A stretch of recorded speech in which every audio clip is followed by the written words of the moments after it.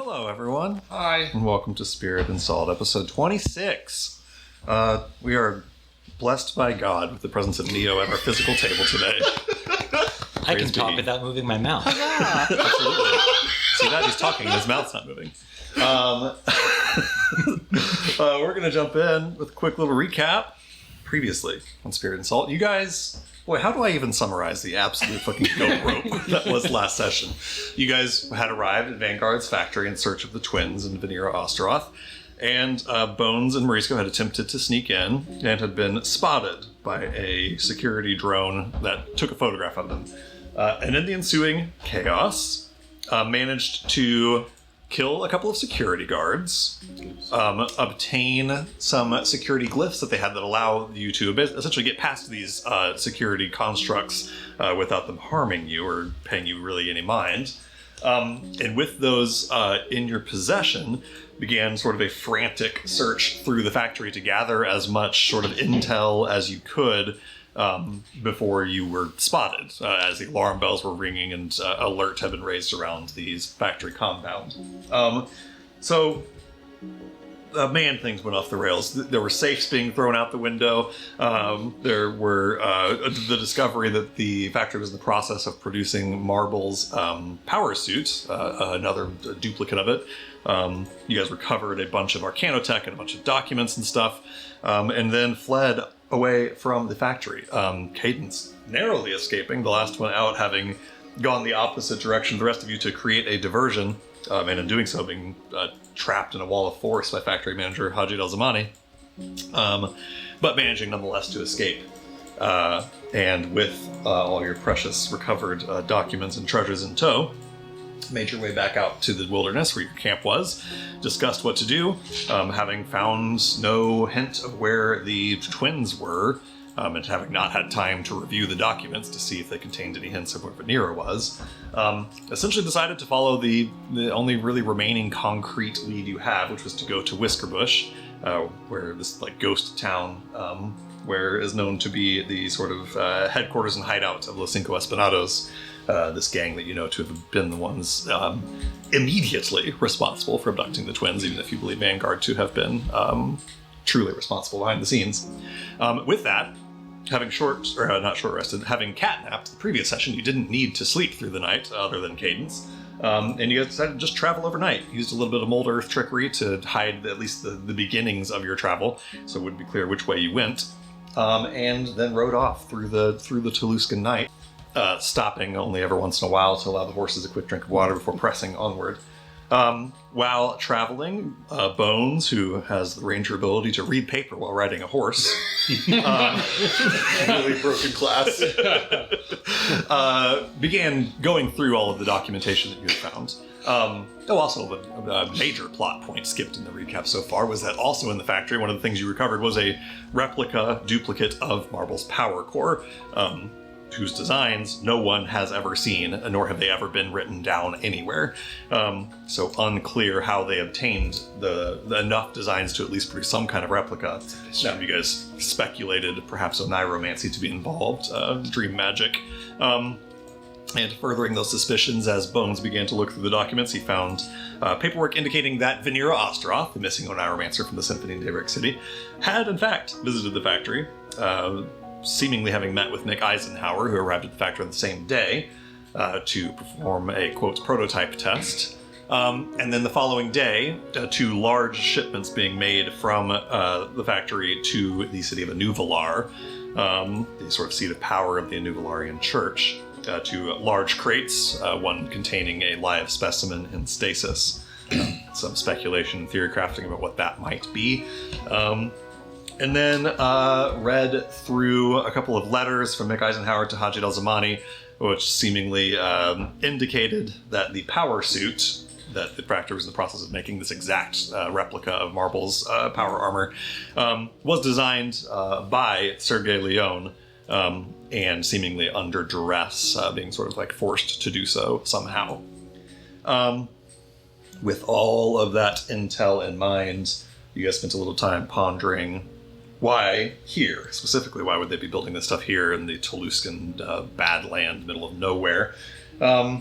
and though obviously you don't have any concrete evidence for this, arrived at your own conclusions that with Cherry Falls being one of the nearest ports to the shores of Spyrus, and with Boss having intel that the Chernayan army is awaiting something before they launch their attack on Spyrus, that likely the Chernayan army is waiting the construction and delivery of perhaps these very power suits. And we left off on that very moment of revelation. That sucks. It does suck. It's not great. That sucks. Inspirations for last session. One goes to Cadence for your plan to create a diversion, help everyone escape the factory. Worked just beautifully. And then one goes to Boss for your basically talking Ghost down in the middle of his panic attack about losing the information from that skull. You're like, let's just move forward conversation as Ghost was freaking out about not having the information from the skull. Just a lovely little chat. We, with that, pick back up where you guys had left off in the sort of Toulouscan outland. It is still morning, maybe 8, 9 a.m. or so. Your guys' plan has been to push through the entire day of travel today, stopping no more than you absolutely have to, just to give the horses some water and your legs a little rest, riding hard through the Toulouscan Badland in order to arrive at the town of Whiskerbush near Liberty Valley by dusk, by around sunset, so you can sort of scout and scope the situation out a little bit before deciding exactly how to confront Los Cinco Espanados. Well, we talked about maybe wanting to do a bit of a longer stop to craft at some point, but that had kind of been hemmed and hawed on, and you decided to just kind of press on, at least for the moment. With every delay that you put in today's travel, putting you arriving at Whiskerbush further into the dark of night rather than around dusk or sundown. With that, we're going to jump right on in. You guys are currently just kind of by a little river.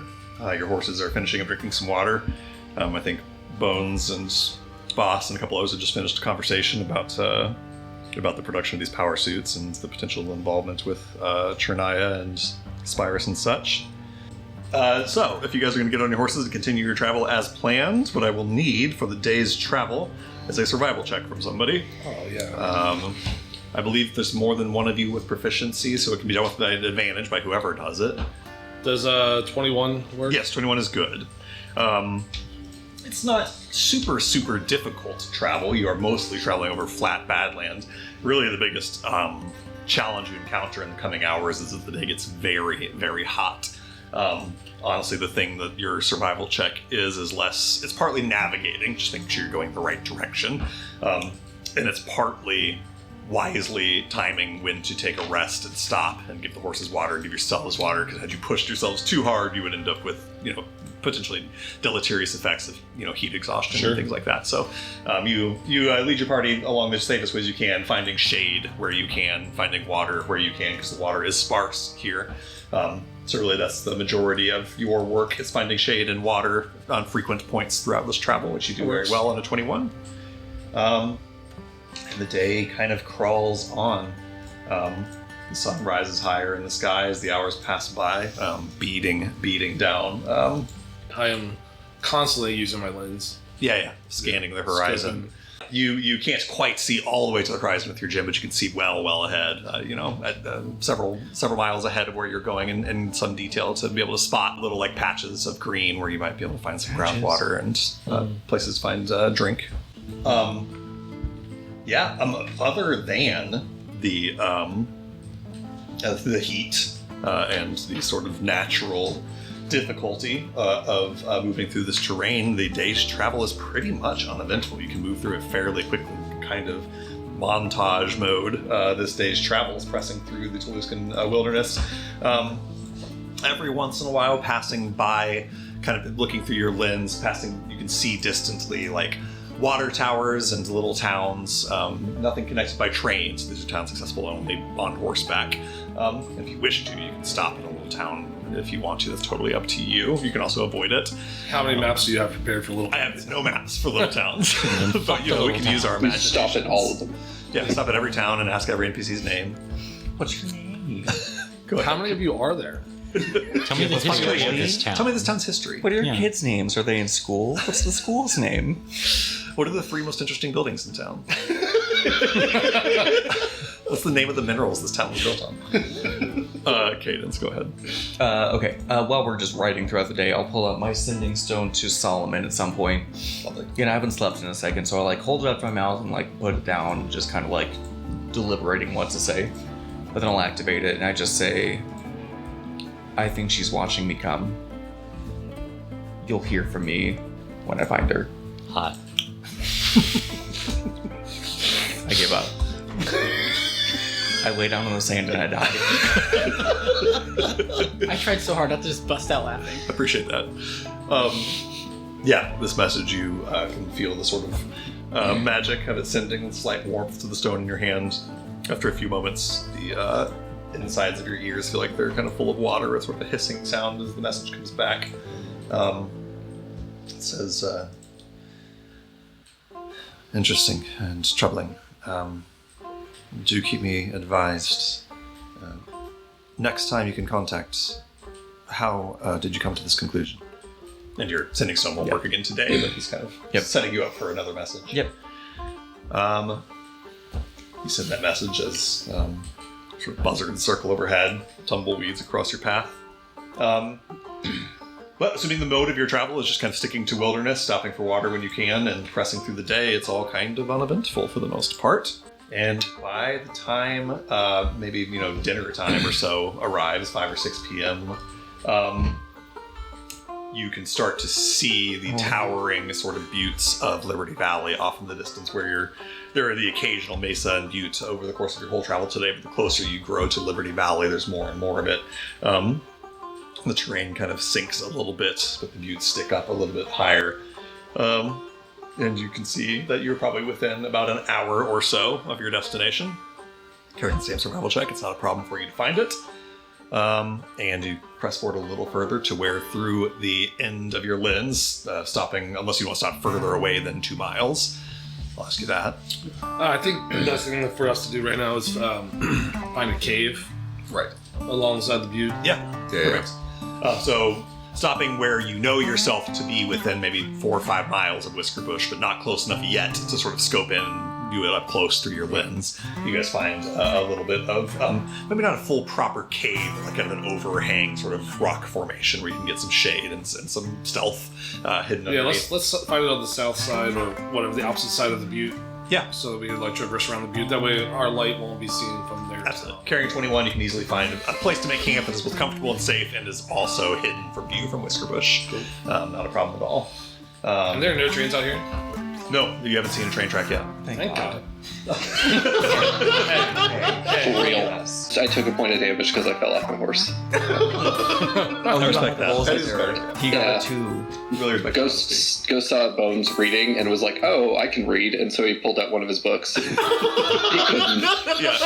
Really, just couldn't. Takes a surprising amount of effort. By the way, Ghost is like on a horse, which is fucking crazy. Like Underdark creature that's never seen this kind of animal before that is also 14 feet long. You have Are you, wrap like, your wrapped tail around around it? it. Yeah. It's like back Oh into yeah, little tail feet. fully wrapped around the middle of the horse, Yeah. using it like a saddle, and then 2 hands on the reins, 2 hands on the book. Still Horse able to bucks walk. at some point, and I just fully flip off of this thing. I love the mental image of you essentially having to, when you fall off, slowly, unraveling around into, building momentum. No, just like the upper half of his body hits the ground. Yeah. He holds on, he gets drugged for a couple seconds. This map is not totally accurate to where you are camping because you are sort of behind the butte. So we'll imagine for ourselves a big giant butte wall sort of over on the eastern side of this map. Set up. I'll ask you. Do you guys set up camp here for the moment? What's your plan? You find a place behind a butte to sort of get some cover from Whiskerbush. So some people are getting tired. Yeah, for sure. Dinner Cadence time. looks Cadence is terrible. ragged. And honestly, you guys all were able to press through the night because of catnap, but you have now spent nearly 24 straight hours riding horses hard. Yeah. Right. Your horses are tired. Your horses are exhausted. I personally think we take a camp. I was going to say, I know we discussed this a little bit. Is the plan still to rest during the day and attack during the night? I think it is best if we make a camp here tomorrow, try to do some recon during the daytime. Yeah. See what we can find about the area, and then make a plan. I like it. Lovely. So yeah, you guys stop about 5 miles away from where you know Whiskerbush to be, kind of on the edge of Liberty Valley, and make yourselves a little camp. And yeah, you can set it up easily with your survival check that you've already made. I know a couple of you have like fancy magic camps that set themselves up as well. I'll let someone else use mine, just because. Perfect. The horses are weary from being driven hard through the desert for nearly 24 straight hours. I'll tend to them for a while. Yeah, absolutely. Give me an animal handling check, actually, please. I'd love to. 12, okay. It's not bad. This is a different breed of horse than you're used to from Harsavan, so they're not entirely familiar to you. They're obviously the anatomy there's only so much variance, but the sort of disposition of them is quite different than the horses you're used to. But nonetheless, 12 is not a bad roll or a failure by any means. You're able to feed them, water them, get them in a position where if they get a good night of rest tonight, they will lose their level of exhaustion tomorrow and be able to ride again tomorrow. Cool. Yeah, you tend to them. Thumbs up. As that's happening, Cadence and Marble's magic campsites are automatically popping up and setting themselves up. And you guys get a little camp set up. The sun is threatening to set. It will set maybe in an hour or so. Go ahead, Marble. Yeah. I have a little thing that I wanted to do tonight. I want to do some crafting. I want to go find Marisco and Bones. Lovely. Yeah, Marisco Bones, wherever you guys are at during this little camping moment. Yeah, we're just around camp. Yeah. I do pull them away from Cadence. Okay. Little side combo. Yeah. And I do, he's not subtle because he doesn't know how to be. He's very obviously trying to, everyone can tell he's trying to be sneaky to Cadence. Uh-huh. Including, presumably, Cadence, yeah. Yeah. Probably knows better than anyone else, yeah. Could you guys help me with something?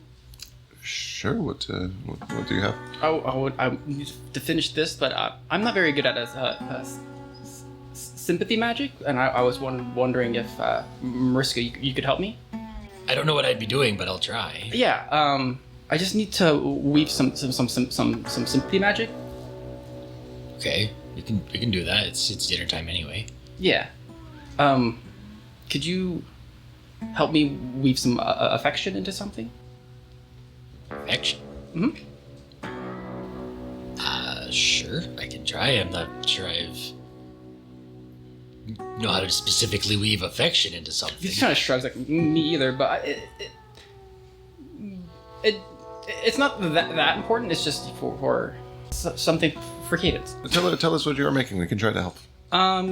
Yeah, he'll kind of explain it to you.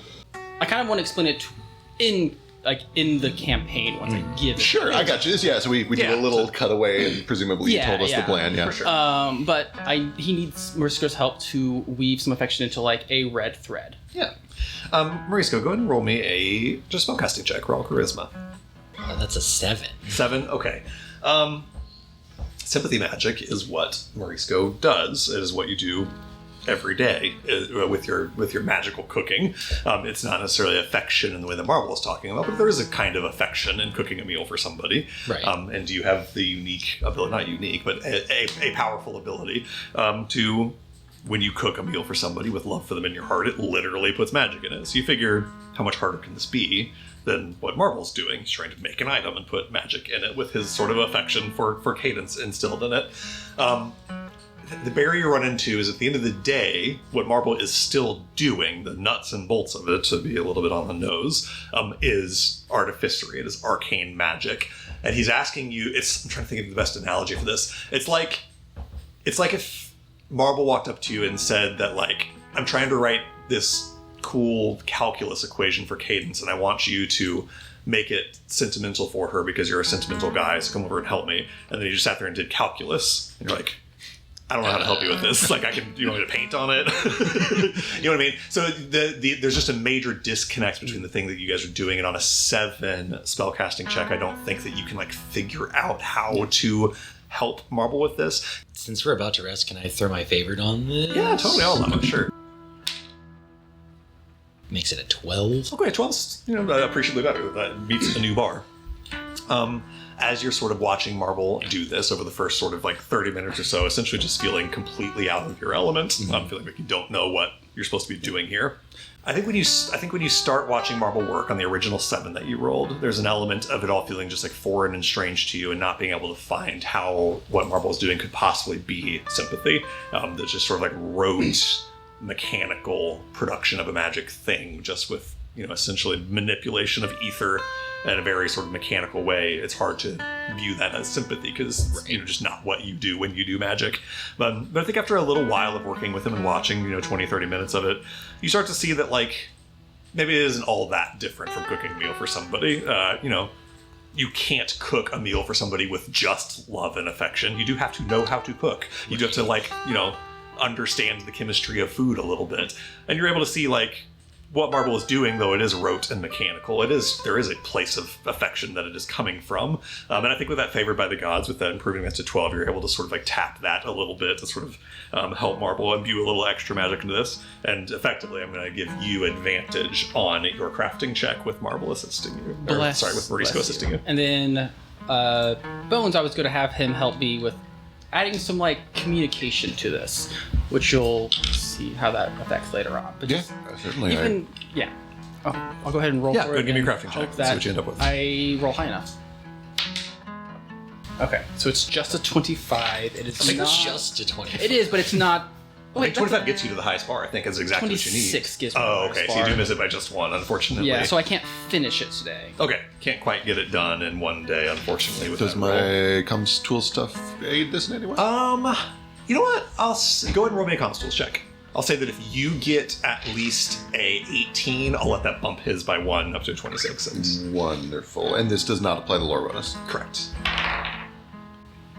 18 total? Yeah, that's exactly the DC Nice, you're looking wonderful, for. amazing. Okay, I'll allow that 18 to bump your crafting check by the 1 point you need All right. to finish Look, this. that does give me a little extra to spend on something else. Okay, great. So I'm also going to then kind of try to pull Morisco to the side a little bit from Bones.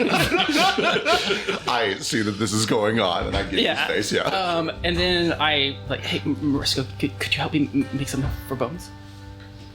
So many secrets today. I mean, sure. What are we making? He like pulls out just a tiny little crystal. Is like, could you attach this to your guitar and play some music? Probably. I don't. Where would I attach it? The strings at the top. You can just. He'll find a way to like attach it to like the neck where it's not actually touching the strings but picking up the noise. Okay. And just kind of play different music with different feeling. If that makes sense. Yeah, there's different genres. I can try this out. Been listening to a lot of classical stuff with Bones, so I can do some of that, and then This step, I think, is much more intuitive for you, Mauricio. Go ahead and give me a performance check or a music instrument check, whatever is better for you. Okay. 15. 15, okay. When Marble asks you to like help him craft and put sympathy in it, it's a bit of a strange request that takes you a minute to get a grasp on. But when he says just play your instrument and to apply some sympathy to that, that's a well-worn road for you. Mm-hmm. So it's no problem at all for you to kind of honestly just like zone out and forget the crystals there and just sit and play some music for a little while. And Marble, when you work on crafting Bones thing, I'll give you advantage of that as well from that help from Mauricio. Oh, okay. As that's all happening, back over the campsite, as soon as Marble gets up and walks away, Patches, who has been like crouched near the fire, has been like staring at Marble's seat on the log, and as soon as Marble walks away, he runs over there and sits on the log. Sucker didn't say seat back, fucking loser.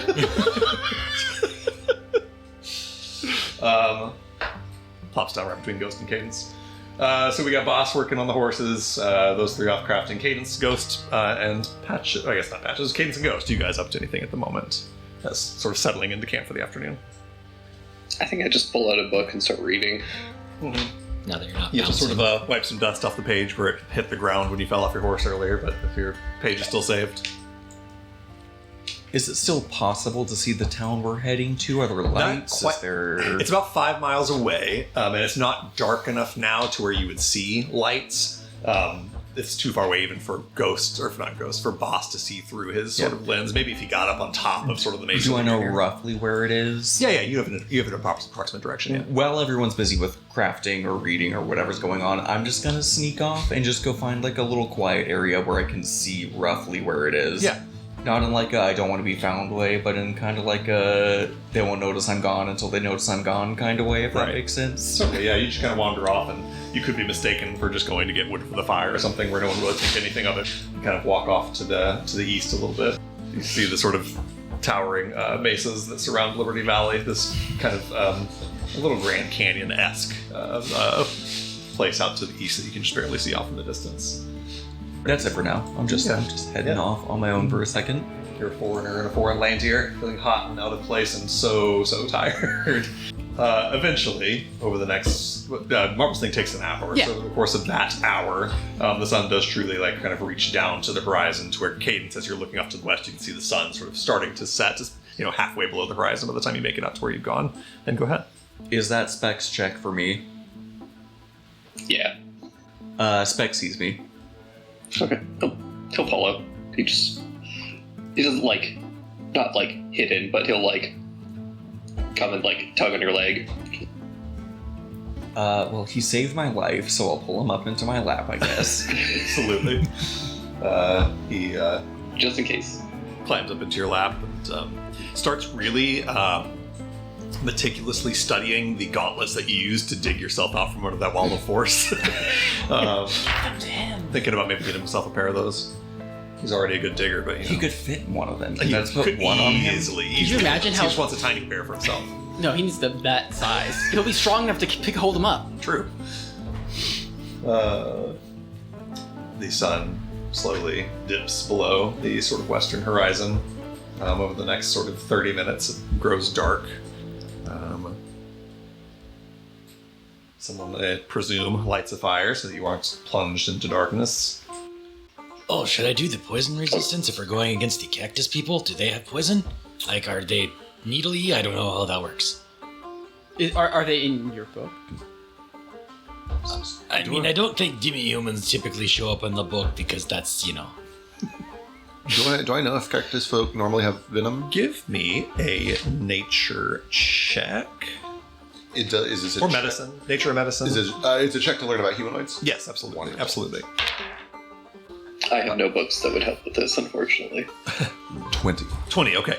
On a 20, Wilden plant people come in all different sort of shapes and sizes and typically have traits akin to their natural sort of counterparts. Essentially, there are as many species of cactus wilden as there are of cactuses, and I, Zeke, the DM, don't know much about cactuses. I presume there to be some cactuses that are poisonous, but I don't believe the majority are. So I think the takeaway of all of that is that you are fairly confident that a wilden is not going to be poisonous, though it is going to be spiky and painful to touch. I highly doubt that they are inherently poisonous or venomous. They may have poisons because they're brigands and blackguards, but I don't. If you have a more useful thing, then perhaps do that instead. Okay, I'm not sure which would be more useful. That is fair. They may have poison. They're criminals. They're outlaws. Although they didn't use it at the train that we saw. They probably would have if they had it. That's a good point. Yeah. As you guys sort of reconvene and get the fire started, it would be hard at this point not to notice that Cadence walked off a little while ago and hasn't come back. Did I see Specs go after? Yeah, I think you pretty saw it. And I don't know, you're not going so far away that you can't be seen from the campsite. You guys see her. Yes, sir. off I'm not shoulder. trying to I'm trying to slip away while people are busy, not so much I don't want to be seen. Yeah, you see Cadence off the ways. I think you all probably assume she just walked away to grab wood or something, and you see that she's just kind of sitting out in the desert for the last hour. Go ahead, Marvel. Yeah, I do want to actually go over and Yeah. You walk over, Cadence has Specs in her lap. He's a little snoozing in her arms as she's just kind of sitting looking off toward the west as the sun dips below the horizon and grows dark. Will you give me a perception check? 23. 23? I know. That's so good for Marvel. As you're approaching, you hear her very quietly whispering to herself, just not over and over, but just here and there. She just keeps saying, "What makes you think that?"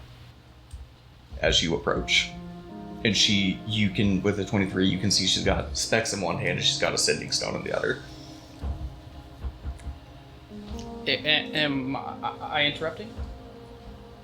No, not at all. And she puts the sending stone away. He'll walk over next to you. I made you something. You made me something? Mm-hmm.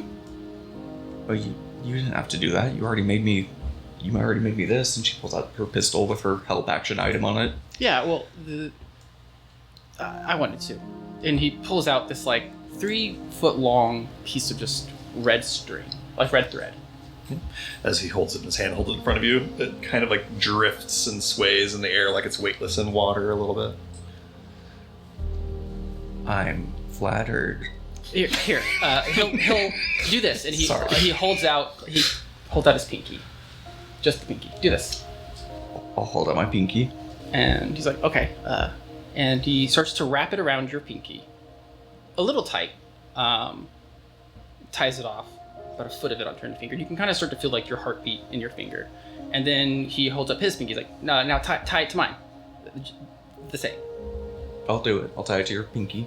And after you finish tying it off, you no longer feel your heartbeat in your finger, but you feel his. Intriguing. And without him moving his mouth, he's like, can you hear me? Is it working? Can I? Yeah, and in your mind, telepathically, the way that you've heard ghosts speak before, you hear Marble speak, and for the first time, you hear him speak in a full, clean sentence with no disruption in his voice. Holding up his pinky. Wait. I can. Can you hear me? Mm-hmm. Okay, hold on. Okay. He takes a step back, and you see as he steps back, and the string, after the string is like, if you guys are a lot further than a foot apart, it just kind of disappears. Yeah. But you can still see the string kind of leading towards him, and he steps side to side. You keep seeing it keeps pointing wherever he is. I see. It almost looks as he steps away, like the middle of the string kind of dissolves away until what remains is just kind of like a 1-inch strand of thread drifting off of your finger and one drifting off of his, and they just continue to like point at each other. Additionally, even without the string like this, you can just feel him being a certain distance and direction from you. And he steps forward again. He's like, do this. And he like puts all his fingers up. I'll and repeat. then the thread just disappears. And then he holds his pinky out again, and you just see that it reappears on your finger and his. Now, if you ever find yourself in danger, no matter what, I can come help and find you. Marvel, that's so sweet. You didn't have to do all that. I know, but I really wanted to. Yeah, it does other really cool stuff too. Mechanically, if you wish to, I Yeah, can just go ahead describe and read it it off. real quick. This is Akai Ito, the red thread of fate. You guys are bound now because of this ritual, and while you are, you can communicate telepathically with each other across any distance. You always know each other's location in terms of distance and direction from each other, and you can use an action, as he described, to make the thread appear and kind of point directly toward them wherever they are. It does point to the most short and direct path, but not necessarily the safest to get to them. When either of you is reduced to 0 hit points while within 120 feet of the other can use a reaction to cause the other creature to be reduced to 1 hit point instead, and then you take the remaining damage. Essentially, you can take each other's damage if you're dropped to 0. That can't be reduced or resisted by any means. And then this is kind of the big one. When either creature makes an ability check, attack roll, or saving throw, after rolling the d20, you can record the result of the d20 and then re-roll. You must use the new roll. And then at any time in the next minute, when the other creature makes a roll, they can forego rolling the d20 and use your recorded number instead. Oh, shit. Essentially, if you roll a really good check, you can save it for him. Gotcha. You have to do so before rolling, and you can only do that once per long rest. So that one's once a long rest. That's insanely good. Ooh, that's You guys remain tethered until one of you ends it, no action required, or you're on different planes of existence, or until one of you dies. crazy cool. Yeah. And listening to you in conversation has always been like watching a dance. And I'm just glad that I can finally, well, not step on your toes. Well, a dance takes 2 people, so I'm glad to have a good partner. He smiles. He sees his eyes a little watery. I'm really glad that, well, this is the first time I've ever been able to talk like this, and I'm just glad it's with you. Well, consider me honored. It's an interesting thing that, like you said, Marvel, you've never had access to speaking telepathically before, so this is the first time you've ever been able to speak someone this way.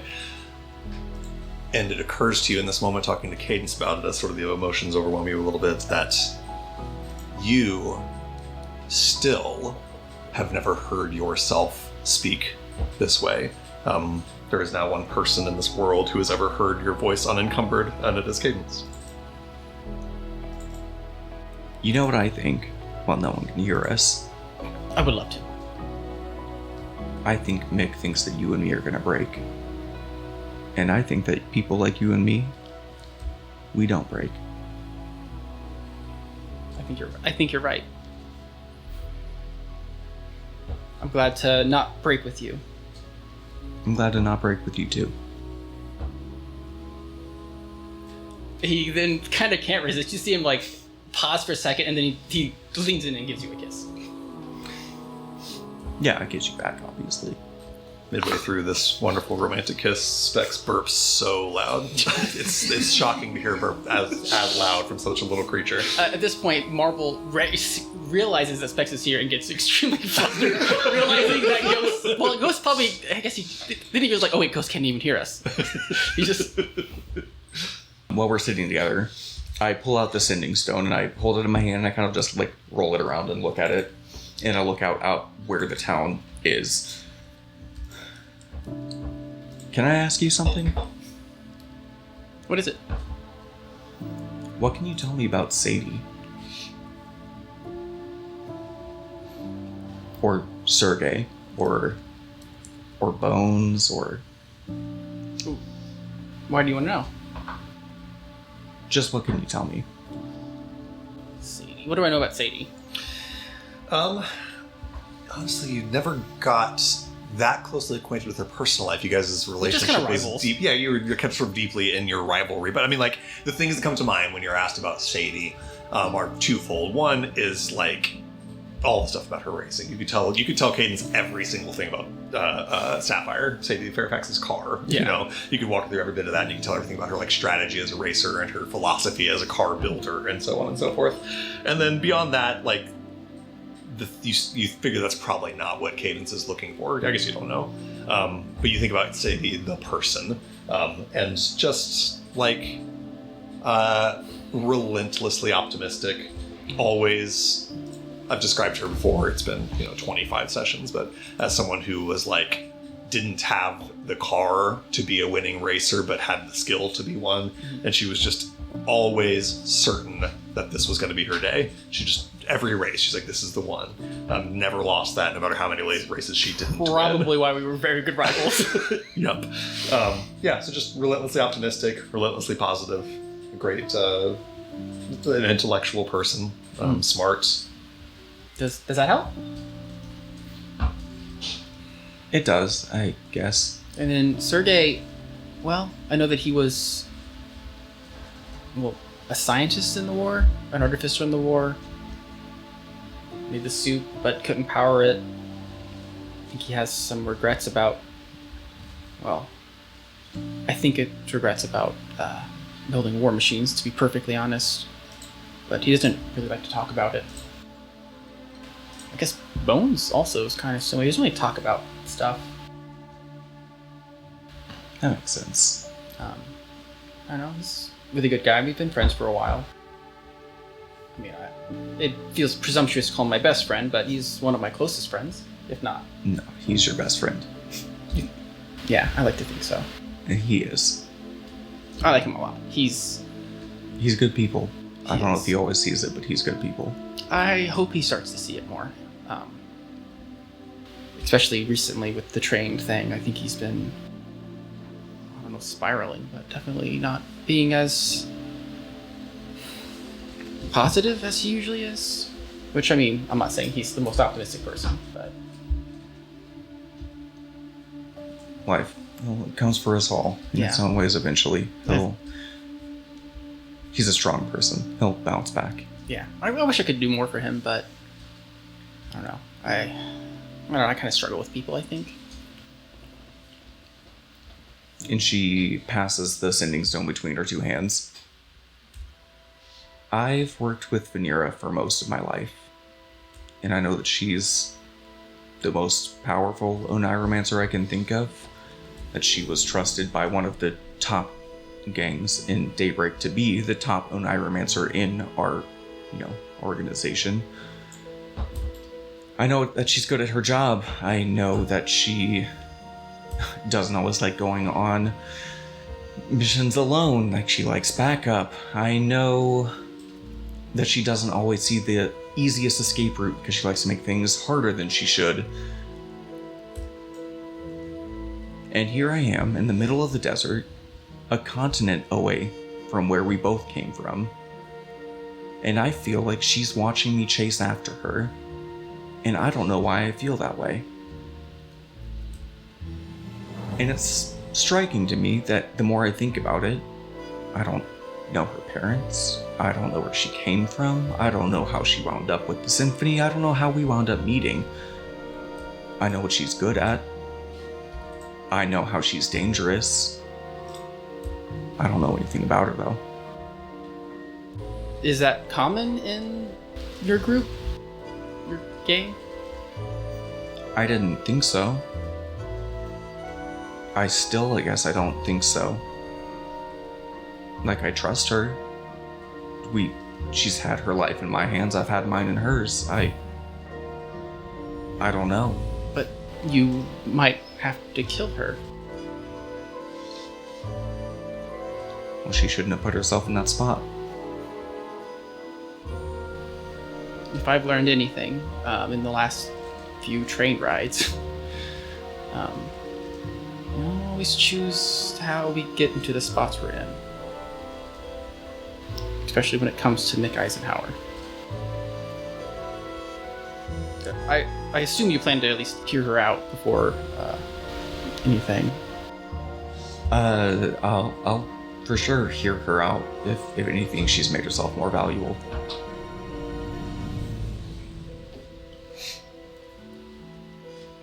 It's just odd to me, I guess. I have never left Daybreak, and I don't know.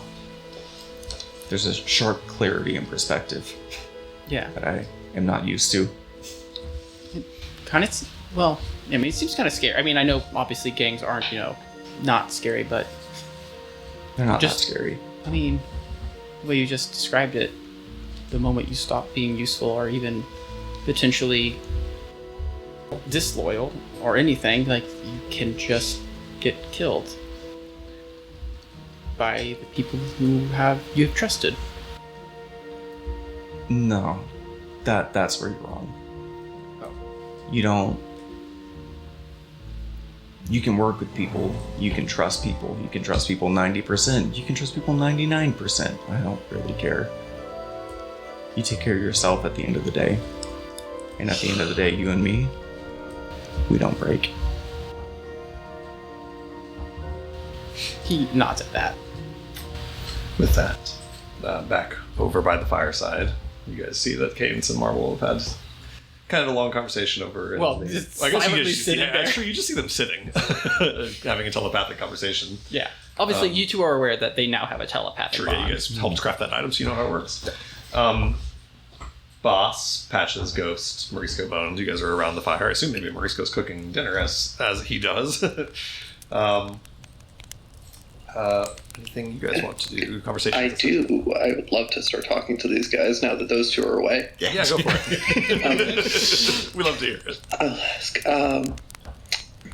So he closes his book, kind of glances over at Cadence and Marble, make sure that they're kind of out of earshot, and then to the rest of the group and say, so what is the plan to do about those two?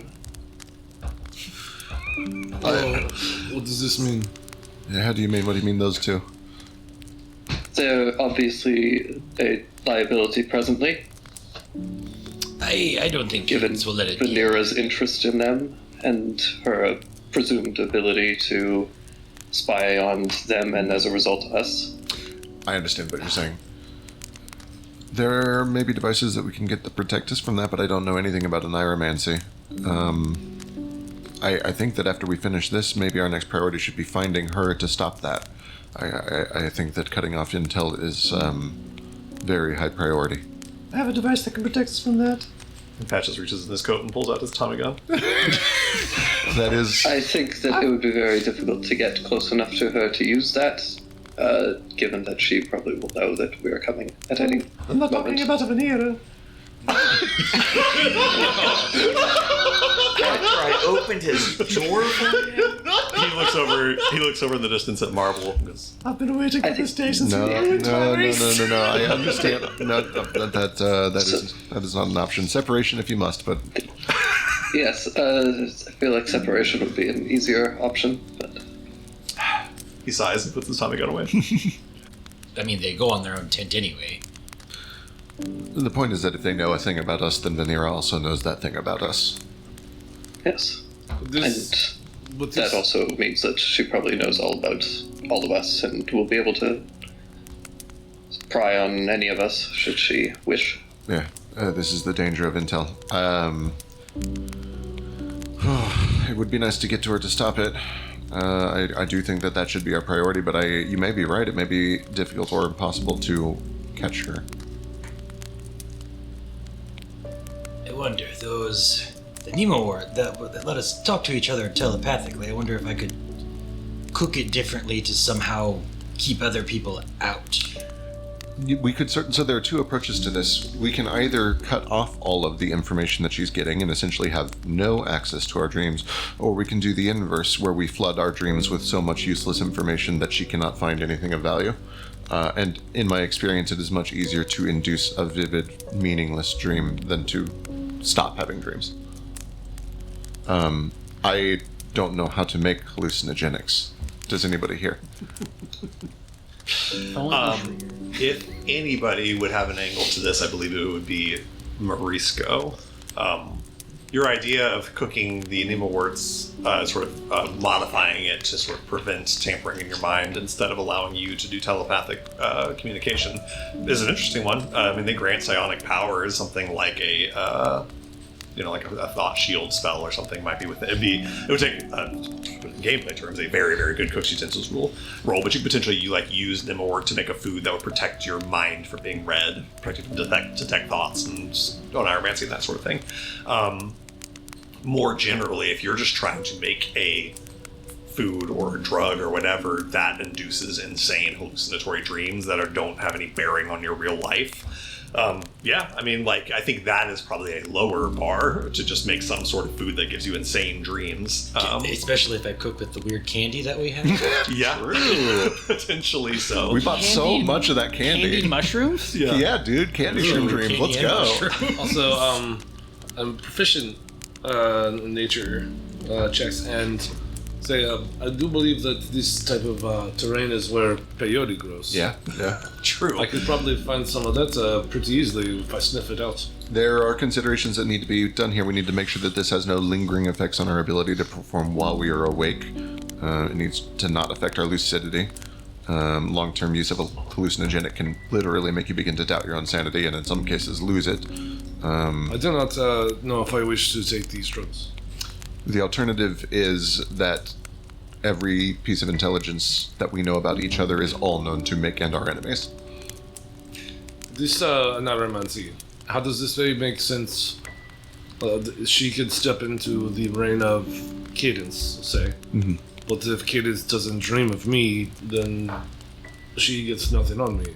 That is what That's not how this works. entirely necessarily true. We aren't entirely sure how much sway she has, but at the very least she has enough that she was able to get very accurate models from Marble's mind. Have you ever had one of those dreams where you're suddenly thinking about one thing, and then a half a second later everything is different for no reason? I wonder if she can influence you to... She can Stay steer tuned. the dream, yeah. I feel that at the moment we should make plans with that expectation. Yeah.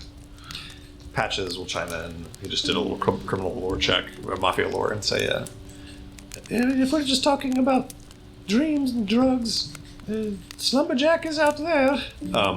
Some of you have heard of this, at least Cadence and Patches, but he can describe it to you. He says, it's this drug that makes you dream other people's dreams. You take it, and instead of you experience the dreams of other people, which means not experiencing your own. That It's is expensive. How expensive are we talking? Let me check. Do we still have some? No, You guys do still have some. Patches has all of it. Cadence and Patches stole some from Alini Harlow, the bear guy. While you're looking, Bones continues. The really important question and what Ghost is getting at, and this is critical, is how much ability does she have to steer our dreams where she wants to go? And is there anything that we can do to interrupt that? Is a wild hallucinogenic drug enough to make it so that she can no longer steer the boat because the boat is crazy? This sounds plausible.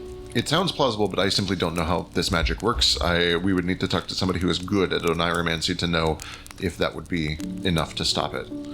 Rolls were done last time. The best of them was Marble rolling a 23, and essentially arriving at the conclusion that the idea of an oneiromancer being able to parse through your dreams and find the tidbits they need by finding the times that you've dreamed about your power core is a feat of oneiromancy that you don't totally grasp, and that, like, I think the way I phrased it and the way I'll phrase it again is you feel like there's a missing piece here that you don't have. You feel like something more is going on than just simple oneiromancy spells. It's the apparatus, yeah. The Finch apparatus. And then, just to answer the question, a dose of Slumberjack for one person costs 3 marks.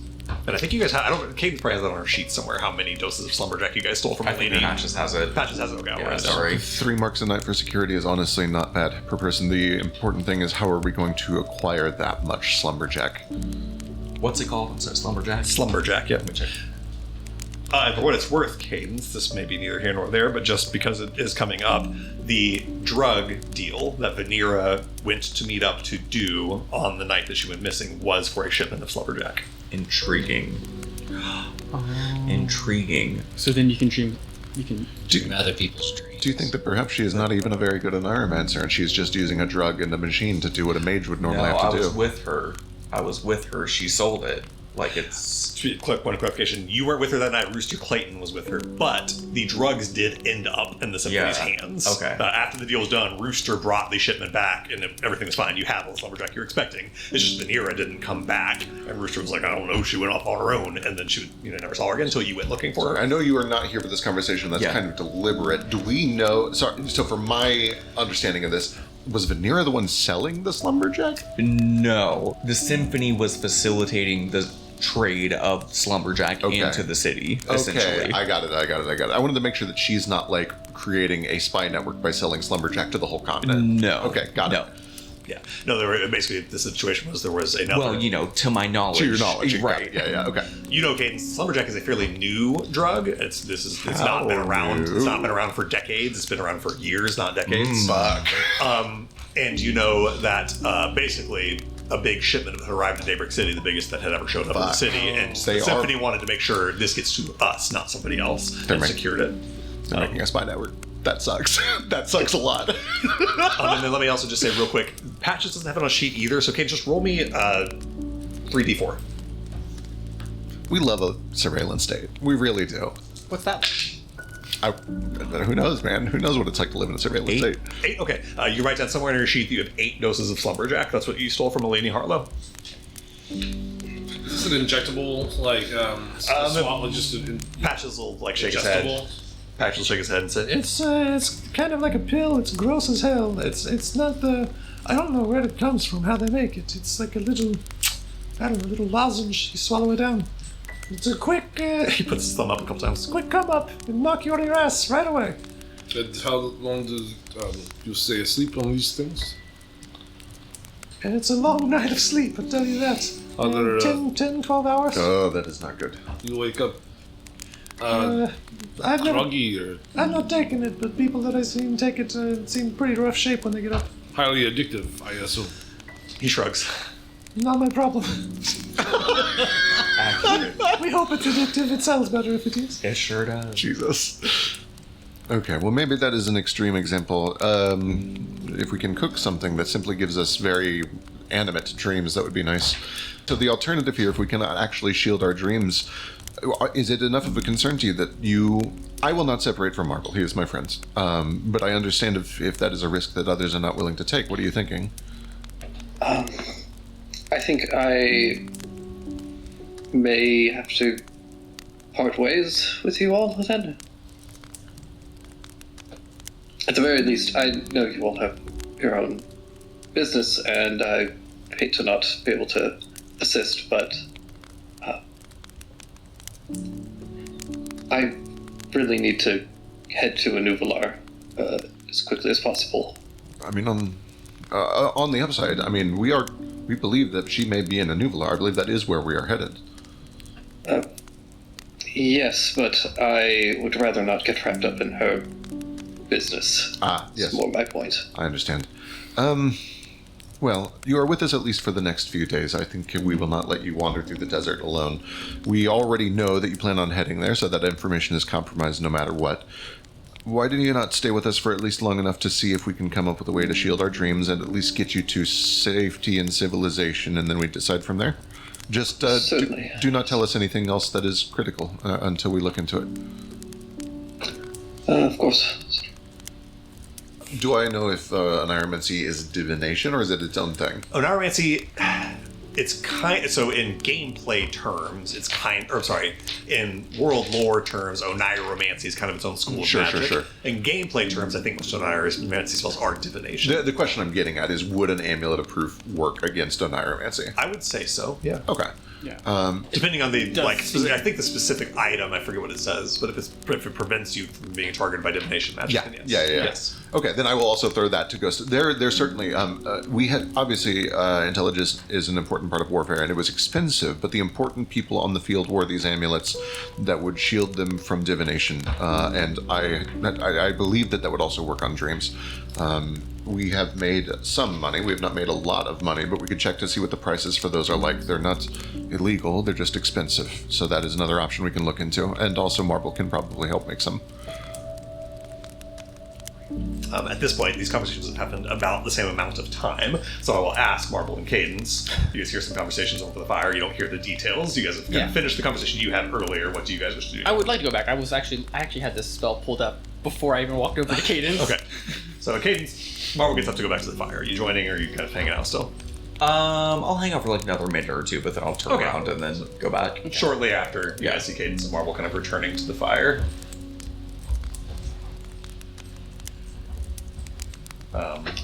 An uncomfortable silence. Yeah. It's awkward as hell. All of us are quietly, literally saying that, shh, they're back. Don't pretend to be asleep. Yeah. We're dreaming. At the same time, though, it's something to be said about everyone just sitting in silence, staring at a fire. Yeah. So it Correct. doesn't have to be that weird. It truly isn't from a camper. We also just spent 24 hours in motion, Yeah. so Yeah. I assume there's a thing that happens where there will be long stretches where none of you kind of realize that no one has talked. You're all just dog tired, and like 5 minutes will pass, and someone will realize that no one has said anything in a while. Oh, It's only like 8 p.m. do you think, Marmar, do you think that maybe we should try to make some food? Worst case scenario, we can talk to each other while we're sneaking into the cactus place. How long does this last? I'll give you this in gameplay terms. If you roll at least a 15 on cooking the Nimmerwort, you will get 24 hours of telepathy with a range of 30 feet. It gets further range the higher you roll, and if you get all the way up to a 30 or higher, which I know is a very high bar, that will give you 1d4 plus 1 days of telepathy. So I would say if you're going for the angle of being able to block sort of interference with your mind instead of telepathy, that is an instead of. You're not going to get both necessarily. I also did take Nemo word, so I have one that I can give to you. Okay. And then Marble made the box of decomposition so we can grow That's more. true. Yeah. Yeah, I had personally had 3 pounds of brains. Yeah, I said the Nimmerwort is one of a few ingredients that you're like not very limited. Most of your ingredients, like I gotta find a fucking basilisk, but this one is just you can start growing it in your box of decomposition. So, okay, so if you'd like to make some Nimmerwort for dinner, go ahead and roll me a cook's utensils check. Yep. 20. 20. Okay, on a 20, you prepare this meal with Nimmerwort. What do you make? You could do a mushroom curry. That sounds good. That sounds nice. Yeah, you get some rice going, easy to cook over the campfire. Yeah. And when you guys are presented with these little bowls of curry, and gobble them up, you start to feel just sort of almost like a tingling behind your ears sort of spreads around the back of your skull after you finish eating. All of you see just a very, very faint, it's not even quite a glow, it's just whatever color your character's irises are, it takes a bit of a purple sort of sheen, a little bit. It doesn't quite glow, but your eyes go a little bit purple around the iris. All of you have telepathy with a range of 60 feet for the next 24 hours. If I wanted to do the no to... Oh, you're doing that shield instead? one. Yeah. Okay, let me think about that for just a second. I'll write some stats for this in the future, but just kind of winging this off the top of my head. I'm going to say that essentially for the same 24-hour period, you get... I'm going to say this is a little bit limited since this is your first time doing it and you're kind of inventing the recipe in the moment. Yeah. I'm going to say that essentially you get 24 hours of the effect that you were going for, which is your dreams specifically are protected against divination, essentially protecting your dreams. You prevented your mind from being hit with any sort of neuromancy effect. And I'll say it also gives you, like, you can't be targeted by detect thoughts. Okay. And that lasts for 24 hours. And on the 20, I'll also give you what you would have gotten with the Nimwort, which you get resistance to psychic damage. Okay. So 24 hours, you'll have resistance to psychic damage. You can't be targeted with detect thoughts, and your dreams cannot be affected by neuromancy magic. Hey, Nathul, do you remember what spell scrolls were in town? Unfortunately, I didn't go looking. We had to leave so quickly that I didn't have a chance. Oh, because I thought of a spell that could protect our dreams. If we could, I think you're the only person who could do it. So we could chip in the tiny hut spell. Do you know it, or know of it? I've heard of it. Many people use it, but hasn't been something that I've studied. But I could certainly try to learn it. Well, I know that you know, there are other things you can study. Maybe we can find one in town. Certainly worth a shot. I would be happy to contribute to that, yeah. At least we are protected for the night. Mm-hmm, and it's tasty. It's quite good. Thank you. Despite the fact that your magic has kept you propelled through the night's travel, you have now been physically awake for nearly 48 straight hours. Cadence, without the aid of magic, have been awake for 48 hours, and 24 of them have been grueling desert travel. How do we take watch shifts here? Up to you. You guys can choose however you want to do it. Unless you have something in mind, I was going to take one with you. That's fine. I don't have any. Also, Nathul doesn't sleep. Sure, Full stays up all night. But I also do believe where we are, the information that has already been gathered from us, it is not a bad idea to keep a good watch this evening. Especially if we intend to be the ones doing the stealthy recon tomorrow. Lovely. That one with bones. Perfect. Sun-baked and weary, with the effects of your catnap spell wearing off and your body's exhaustion sort of beginning to overwhelm you. You guys, other than Ghost, who needs no sleep, begin to sort of settle into your campsites as 9 or 10 p.m. Encroaches. We'll have Boss and Cadence on one watch. Ghost, obviously, on all of the watches. Bones and Marble wish to take a watch together. And I reckon Patches will sit with Marisco for a watch. And that is enough to cover the night without anyone suffering exhaustion. I feel like Patches would be like the worst watch guard. He's You're got to correct. have You're decent absolutely perception, correct. right? He's just going to distract you the entire time. Look over there. Look, Patrick. Oh no, they're coming. Caught you again. God. I have specifically avoided cooking pasta just to avoid offending you. I'm sorry. It's not like my normal bed, but...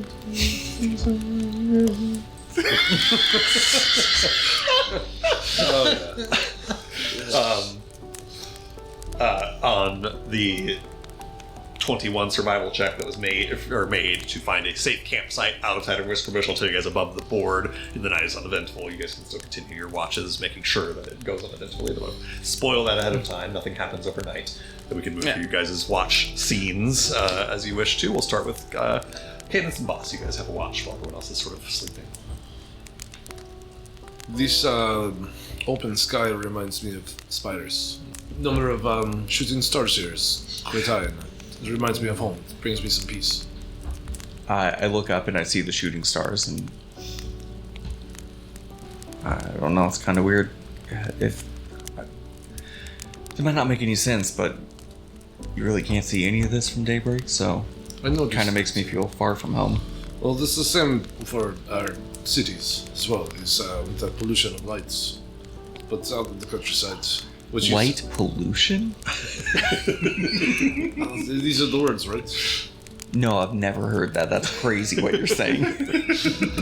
Where too much light keeps you from being able to see stars. That can't be real. Is there any science to support that? I'm not sure of this. Okay. There's an element of sort of unfamiliarity to the night sky for both of you, Cadence, because your entire life, anytime you've looked up to the sky, either in your childhood, it was mostly clouded out by black-green smog and the streets of black brick, or in your adult life, it was viewed through the, high-rise towers and, the bright street lights of Daybreak City. And Boss, the sky looks familiar to you in terms of its clarity and brightness, but you are on the northern hemisphere now and not on the southern hemisphere where you are from.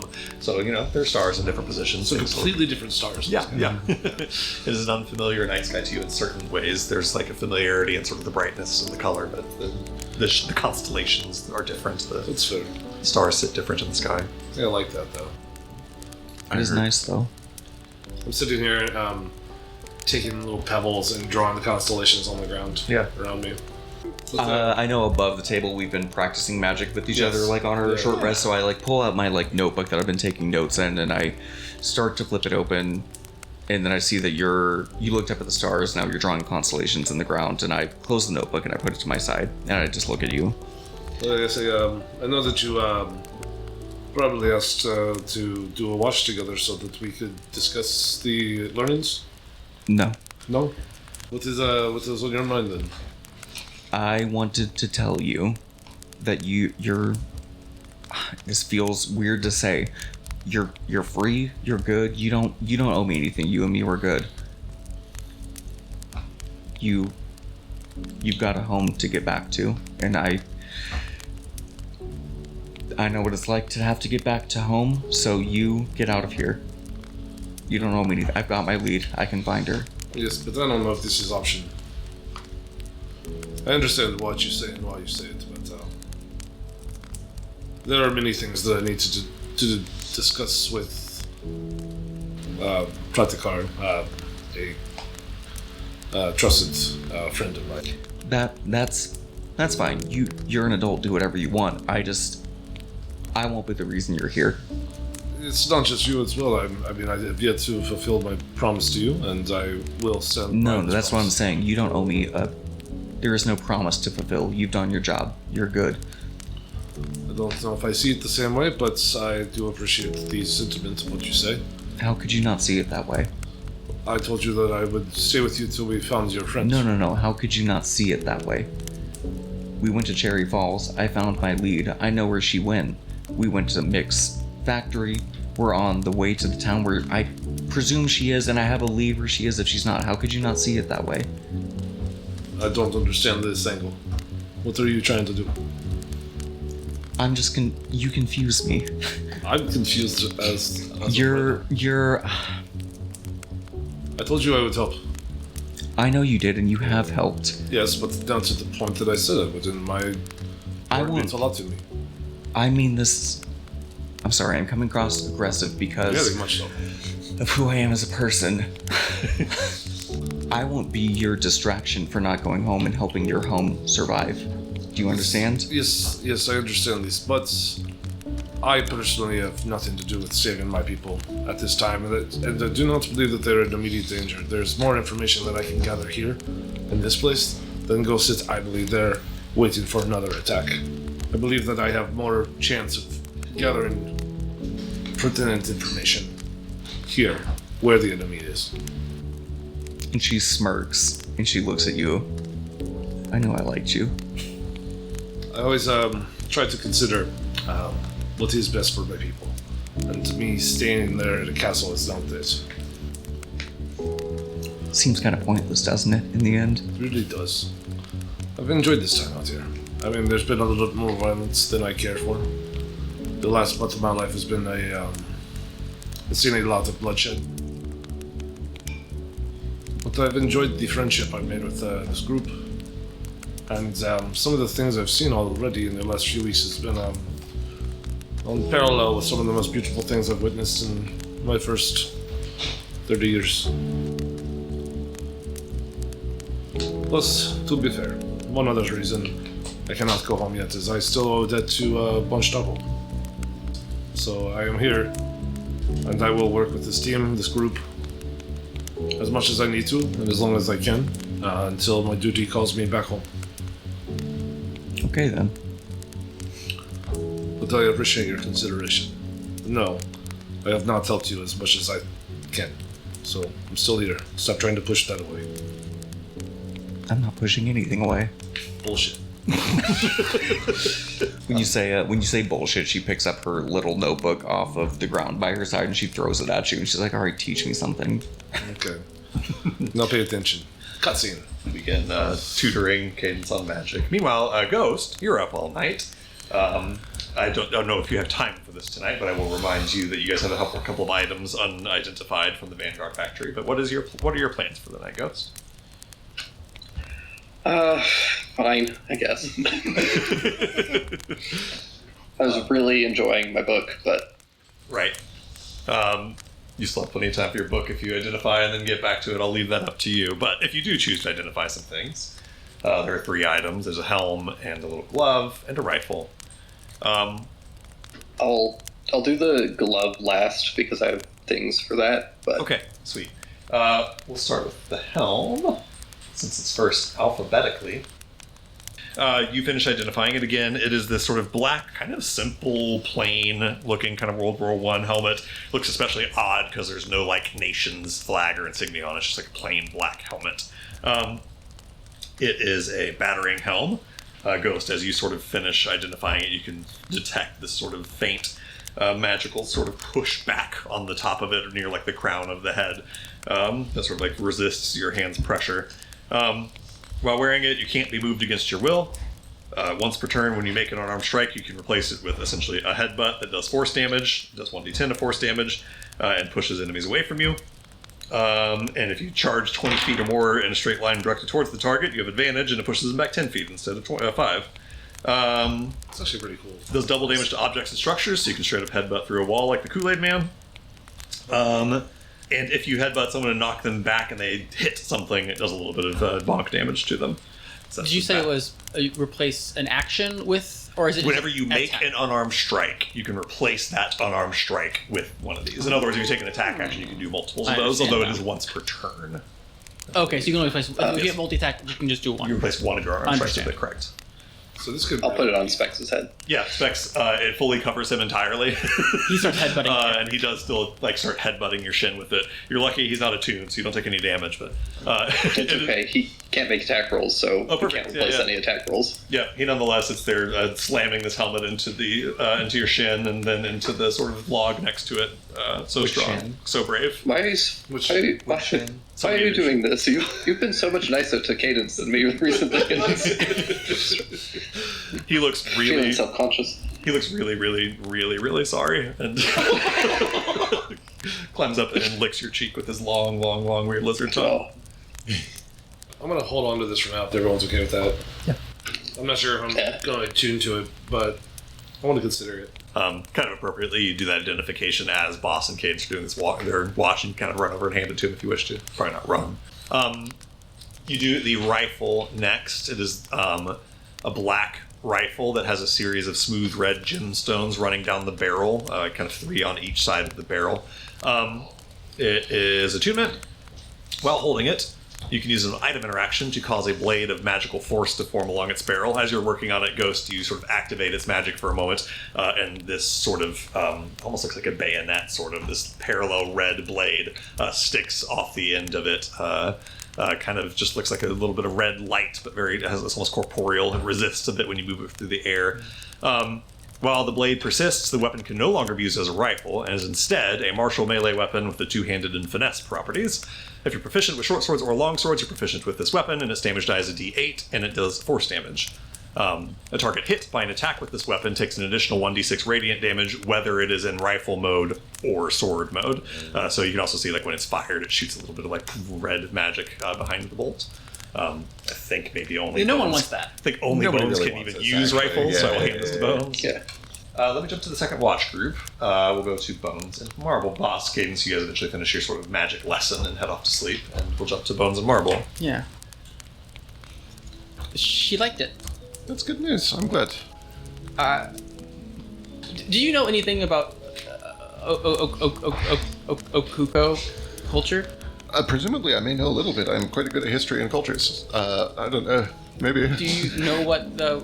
You seem kind of flustered. Do you know what the red string... Do I know what the red string? Give me a history check and apply your... Do you have some kind of lore for humanoid, or you just arrange it? Yeah, it is about humanoids, yeah. 10? Okay. That's probably enough. I can... Enough, yeah, especially because Marble maybe has even talked about this before. I don't know for sure, but yeah, you may have heard of this. You mind if I... Yeah, go for it. The Absolutely. Red String of Fate is kind of like a... It's a like folk tale in Okuko where like two lovers will find themselves bound together by a string of fate, or two people who's bound are destined to become lovers. Ah. So he pretty much made like a destined lovers item for his girlfriend. I see. This is not quite the same as identifying your comrades in a platoon, then. I see. Yeah, it requires some affection. We had a discussion about how we might defend ourselves from necromancy. I know that there are amulets you can wear that protect from divination and similar effects. Are you able to do that? I probably could, but I mean, it would be expensive. It would be expensive. I mean, it might be easier or cheaper if we can get a tiny hut. A tiny hut is good. The reason that I think amulets would also be good is so that we do not all have to sleep in the same tiny hut for the rest of our lives. Oh. Yeah. For that. Rest of our lives. I have brushed past the important part of this conversation. Does she understand the meaning of this? I think... That would be weird if she didn't. I am happy for you. It's the two of you I think are very good for each other in a way that is very strange. Yeah, it's not like a wedding or anything. It's just like... No, it is conspiring for the fate magic of the universe to push you together. That's much more serious than a marriage proposal. I meant more for protection. I don't know, but maybe... I don't intend to instill buyer's remorse in you. I think that it is a good fit. I'm happy for you. This is a funny thing as an artificer that like had a little sympathy worked into it, is that like you've kind of taken the heart and the spirit of the tale of the red thread of fate from Okuko and been like, I can make those effects. But really though, without thinking about like fully through like what that means. Right. He's just like, we're lovers, so like that's cute. I believe I've asked this. This is your first. Yes. Once again, I'm not trying to say this in a derisive or discouraging way. It is fun to watch. I'm not like saying I like love her or anything. Do you? You act like you do. How would I know? Oh, that is a big question. I am not qualified to answer that one. A big part of it is when you start to value their happiness over your own. But that does not always mean romantic love. That can be many things. I feel like I don't know her well enough. You never will. That is, I mean, you will come to know her over time, but you will never know her as well as you think that you could, and that is okay. You don't need that to love somebody. I'm not trying to grill you. I'm just saying that it is fun to see, and I'm happy for you. Thanks. Yeah. Yeah. Well, it's been nice. It is a good feeling. How about you? I've seen you having eyes. Yeah, I don't know if that is going anywhere. It is nice. He's very kind to me. I enjoy spending time with him. I am timid about getting too tied up in anything. Because of his fiance? That does not bother me as much as I thought that perhaps it might. It sounds like she is also totally on board with all of it, and I don't know if you saw that picture of her. No. Oh. Well, And that does not bother me. If anything, if anything, I am somewhat worried that she may not like me, but that is a problem that we will deal with when we find that bridge. I can't imagine that. I can. There are different types for different people, and I understand that to some I am too tied up in my work and my music to be what they want me to be. But the point of all of this, huh? Has this happened before? Oh, I mean, sometimes. Sometimes. You've had partners?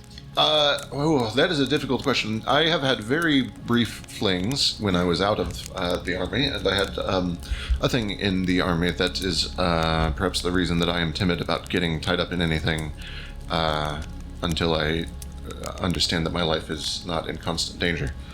I would not want to leave anyone behind. What happened? I was left behind. By them? Yeah, by them. Yeah, and these things happen. It is war. War sucks. I'm sorry. It's okay. I did not know him long, but time moves a lot slower when there are bombshells going off. I can't even imagine. Hey, Maybe not. No. you probably can. Your life has been in danger. Your brothers are captured right now. They may be dead. Bones is so good at this. I hope they're not dead. I know you were joking. Yeah, this is what I worry about, that maybe she will not like me. Anyway. I disagree with you. The point of all of this is that he is very nice, and maybe when things are better, and it is safe for me to become entangled, then I can consider being entangled. Until then, we can be entangled in other ways. Yeah, he's very suave He's very suave. and can cook. He can cook, and you know what they say about the way to a man's heart. Oh, stomach. Yes, the stomach. Straight to the chest. Straight through the chest, between the third and fourth ribs, and you want to go up. A sharp knife. Yeah. Ghost says as he brings over the rifle that he's just finished identifying and hands it to you, Bones. Oh, I have been waiting for this. Tell me, what does it do? It looks like it goes faster because of the reds on the side. It seems to. I think that the speed does translate to additional damage. Oh, wonderful. It also does this, and I'll like press the button or whatever that turns it into a sword. Yeah. Oh, You can see the kind of like butt of it sort of collapses in on like a spring. So it will be held like kind of with a great sword in terms of the size of the hilt, except it's very, very light. Like I said, two-handed, but also finesse. And it has this like, weightless red blade that shoots off the end of it. In the army, there were regular rank-and-file soldiers who carried typical machines and weapons, and then there were the special units that all looked like heroes, adventurers, and they carried unusual equipment that made them look like things straight out of books or plays. That is the sort of weapon that one of those troops would use. That looks like that is quite a weapon. Bones takes it and he looks it over and he turns straight to Marble. Can you +1 this? Probably. Wonderful. But I have a Q. That is quite alright. And frankly, I believe the anti-divination devices are more important. Yeah, and maybe I shouldn't say, but I think you figured out I'm working on something for you. I had not pieced that together. He lies, and I would not want to interrupt that, so I will wait. Yeah, hopefully tomorrow, but we'll see. Yeah. I'm gonna wait for Nathul to like.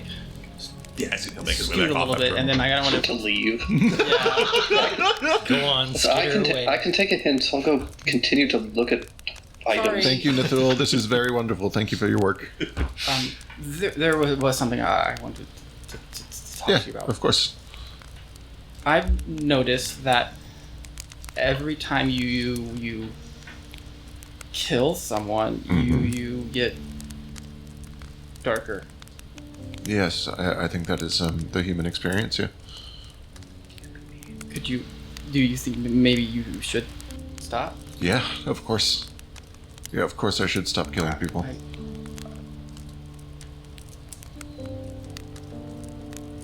You're a good person. Okay, And I don't like to see you suffer. I agree. I agree with every word that you said. Yeah. I know it's maybe not my place, but I care about you. I care about you too, and I appreciate that. I know that I'm being cold and dispassionate right now because it is the way that I've learned to handle this feeling that I've grown very familiar with. I had a stretch there for about a year or two where I did not have to kill anyone, and it was very nice.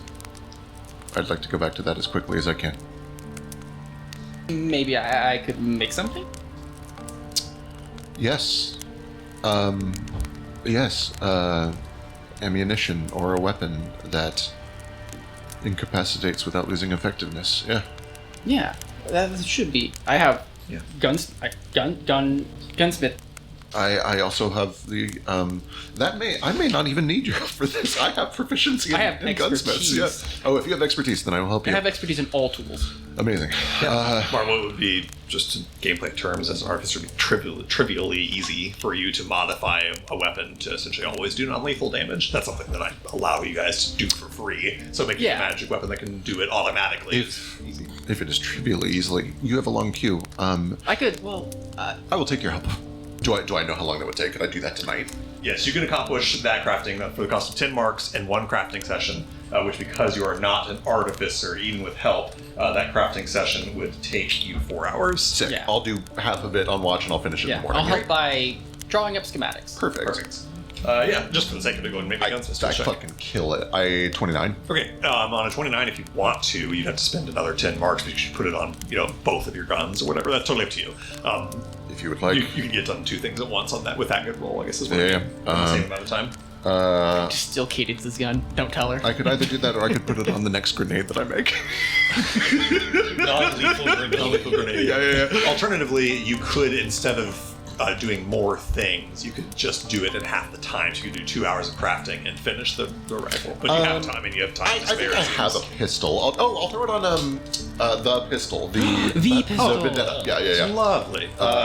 Boy, you go to put this enchantment on your rifle to essentially just make it non-lethal damage always. Essentially to sort of what it essentially does in gameplay terms is it instantly stabilizes a victim that it reduced its hit points. Perfect. Yeah.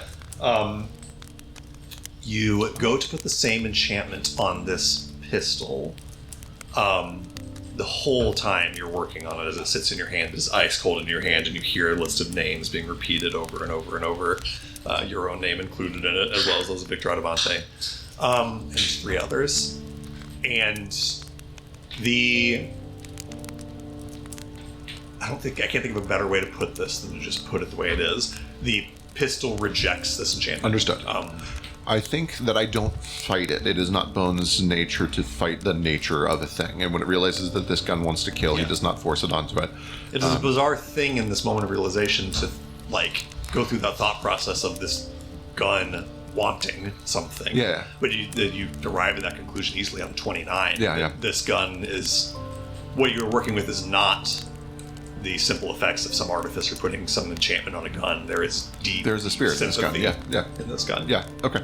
Well, I think I will just kind of take the extra time that I have to just do a slightly more polished job on my I own. will say, I think I know the answer to this question, but just to pose the question to Bones, in this moment, on the 29 gunsmith's tools, which you've rolled with Marvel's help, you have the option, should you wish to get rid of the existing enchantment on Vendetta and just replace it. I assume you don't want to do that. Not.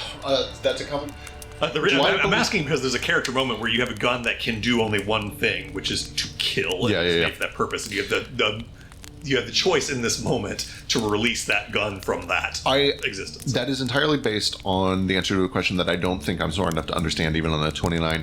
Do I think that there is a soul trapped in this gun? Do I think that by doing that I would free the spirit to go to the afterlife? Give me a religion check. Okay. Bad. 9. Yeah. May I second Your since I'm religion helping? check as well, yes. 10. On a 9 and a 10, I leave it to your intuition whether you think that's the case or not. I don't think I want to violate the will of this spirit, even if there is one in there. I'll let it be. He deserves to at least see some of the justice before he moves on. I will instead change it so that the color of the blade is white instead of red, and that is it. Lovely. Yep. Beautiful. With that, you guys' rest, or your watch expires. I will give Bones a hug before going to bed, just to kind of... Lovely. Thank you. He hugs back. Mauricio, you come out for your watch. Patches comes out as well. So mad that he has to do a watch. I say he doesn't. He's like, oh my god, I don't trust you guys. If I don't take a watch, I'll get stung by a scorpion or some shit and they'll blame you for it. Ghost, if you want to, obviously I'm not going to roleplay Patches for a whole watch, but Ghost, if you have anything you want to talk about with Mauricio, and then you also have that glove. You said you had something with the glove that you had, so I'll jump to you. Yeah, so he'll start just doing his usual identification thing, examining it, trying it out, seeing what effects he can produce from it. What does it do? Yeah. Again, this is a kind of black leather glove that's like a half glove where it only covers the thumb, the pointer finger, and the middle finger. The ring finger and pinky remain exposed as the glove kind of leaves that section of the hand open. And then along the curve of the pointer finger and the thumb, there are a bunch of tiny little mirrors kind of embedded into the crook of the thumb and forefinger. You put this onto one of your several hands, and you feel just a little bit of like warmth along that ridge where those mirrors are.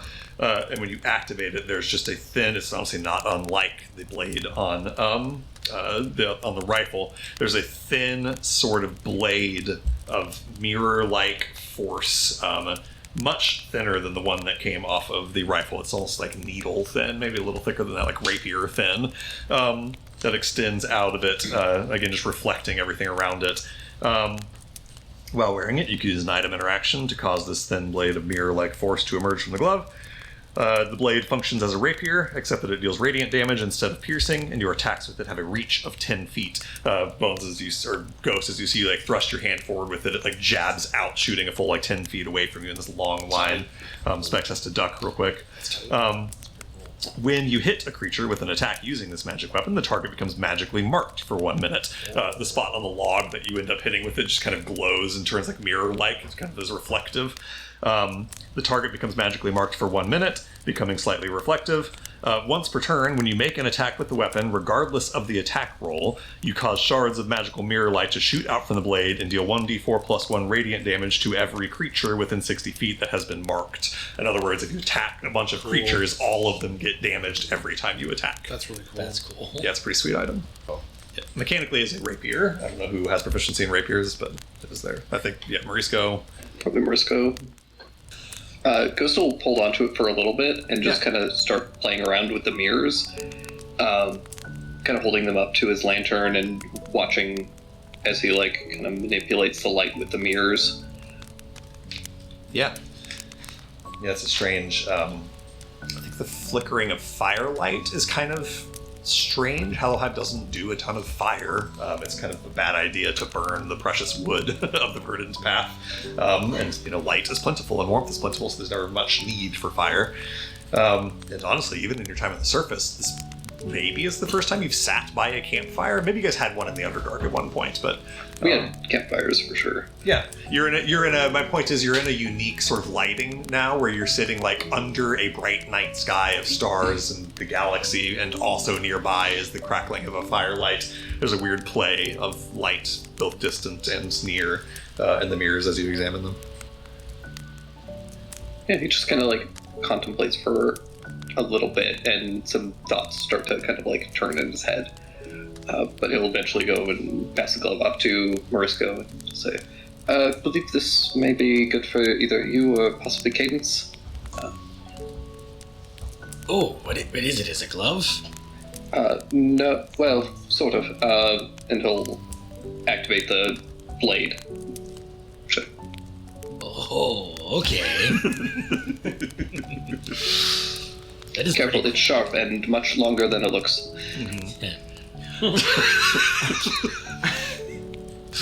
I will be careful. I am used to handling these. Well, not this specifically, but you know what I mean. How is it being able to just look at something and figure out how it works like that? I would be over there for hours and I'd probably stab myself with it. It still takes time, but practice makes perfect. How is it for you being able to cook so quickly and for so many? Practice makes perfect. I mean, morning shift, dinner shift, it adds up. It is pretty cool being one of the few people who can bring out the magic, though. I am pretty proud of that. Yes, possibly the only. Maybe, but we'll see. I mean, surely someone else can do it if I can. Do you feel better knowing that they can't read our minds tonight? I know you were worried about you were going to leave. Possibly. I just think that perhaps our objectives don't quite align as much as I'd hoped, and I find that perhaps the risks that are... How do I say this? I feel like we're kind of compiling a lot of risks by staying together. And perhaps it's not worth it. I feel like I already threw all of you into a lot of danger down in the Isle of Ash, and perhaps compounding our the dangers altogether is not optimal. I think we are better suited to face the dangers together, but I suppose if we are attracting 8 times as much danger, maybe it is a bit of a moot point. If you need to leave, I won't judge you for it, but I do hope that we can figure something out. Of course, at the very least, I will be accompanying you all back to Cherry Falls. I am very interested in this robot competition of marbles. And who knows, perhaps we'll continue to travel together, at least up to Anubilar. Yes, perhaps. Maybe they will find a suit like marbles for you, and then you will have to worry less. That would be interesting. You'd have to make a lot of Suppose we room could have for your... taken something from that warehouse. I'm now imagining a sick-ass... I know, right? centipede mech suit. So cool. Exoskeleton for his exoskeleton. Yeah, double I just want to look like a Super Sentai. Yeah, absolutely. As you guys' conversation kind of begins to trail off, you can see the sun just beginning to rise over the eastern horizon, over Liberty Valley. It is now quite cold, as a matter of fact. After the hot day, you now reach sort of the coldest part of the day in the desert when the sun has been gone as long as it will be gone. The wind sort of starts to pick up a little bit. Eventually the sun crests over the horizon. As it just begins to, there is the sort of rippling green fractals that sort of emerge from the ground and wash all around you, and you guys receive the benefits of a zenith, a short rest. Blessed. And as you do, we're going to jump away and take a quick little break. So we will be back shortly. See you all in 30 seconds.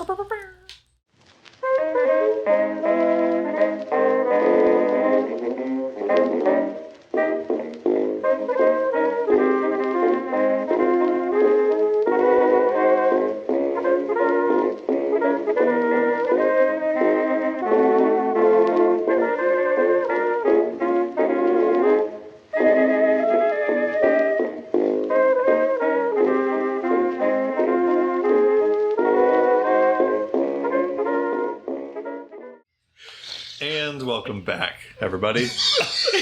We left off as you guys had awoken in the morning in the Tuliscan Outback at your campsite, some 5 miles west of the town of Whiskerbush, where you know to be the headquarters of Los Cinco Esplanados.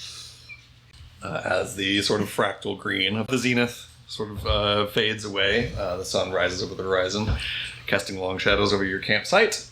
You guys have the day before you. Go ahead, Mar. We got something in the morning, I believe. In the morning. I feel like I probably should tell Cadence about it, because it feels a little weird not to. So in the morning, Marble's like, hey, Cadence, have you heard the story of the Red Thread of Fate? No. Oh. Is there a story behind it? You see him getting kind of flustered. Yeah, I kind of just assumed you knew. Okay, it's a little embarrassing. So, like, the lore is that, like, with the Red Singer Fate ties the fingers together of, like, people who are destined to be lovers. So it's I don't know, like a little romantic, I guess. So it's accurate? Yeah.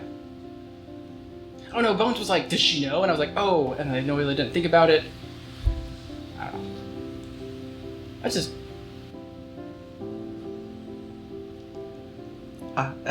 I didn't know that. It adds to it for sure, but you seem hesitant, which is a little odd. It's mostly that the last time I didn't fully think through an item that I made for someone, it didn't turn out very good, and I just am trying to be conscious of that. I see. No, you don't have to worry about that. Okay. Lovers. You know. Yeah. No, you and me were. I don't know if I would have said it that way, but We've definitely lovered. I know that you would not have said it that way. Yeah, I guess I wouldn't say that normally that way, but yeah. you just did. But I did. understand what you're saying.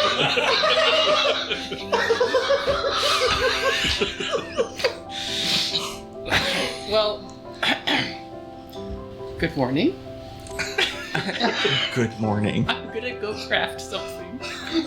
You enjoy your crafting, and I will be here if you need me, lover.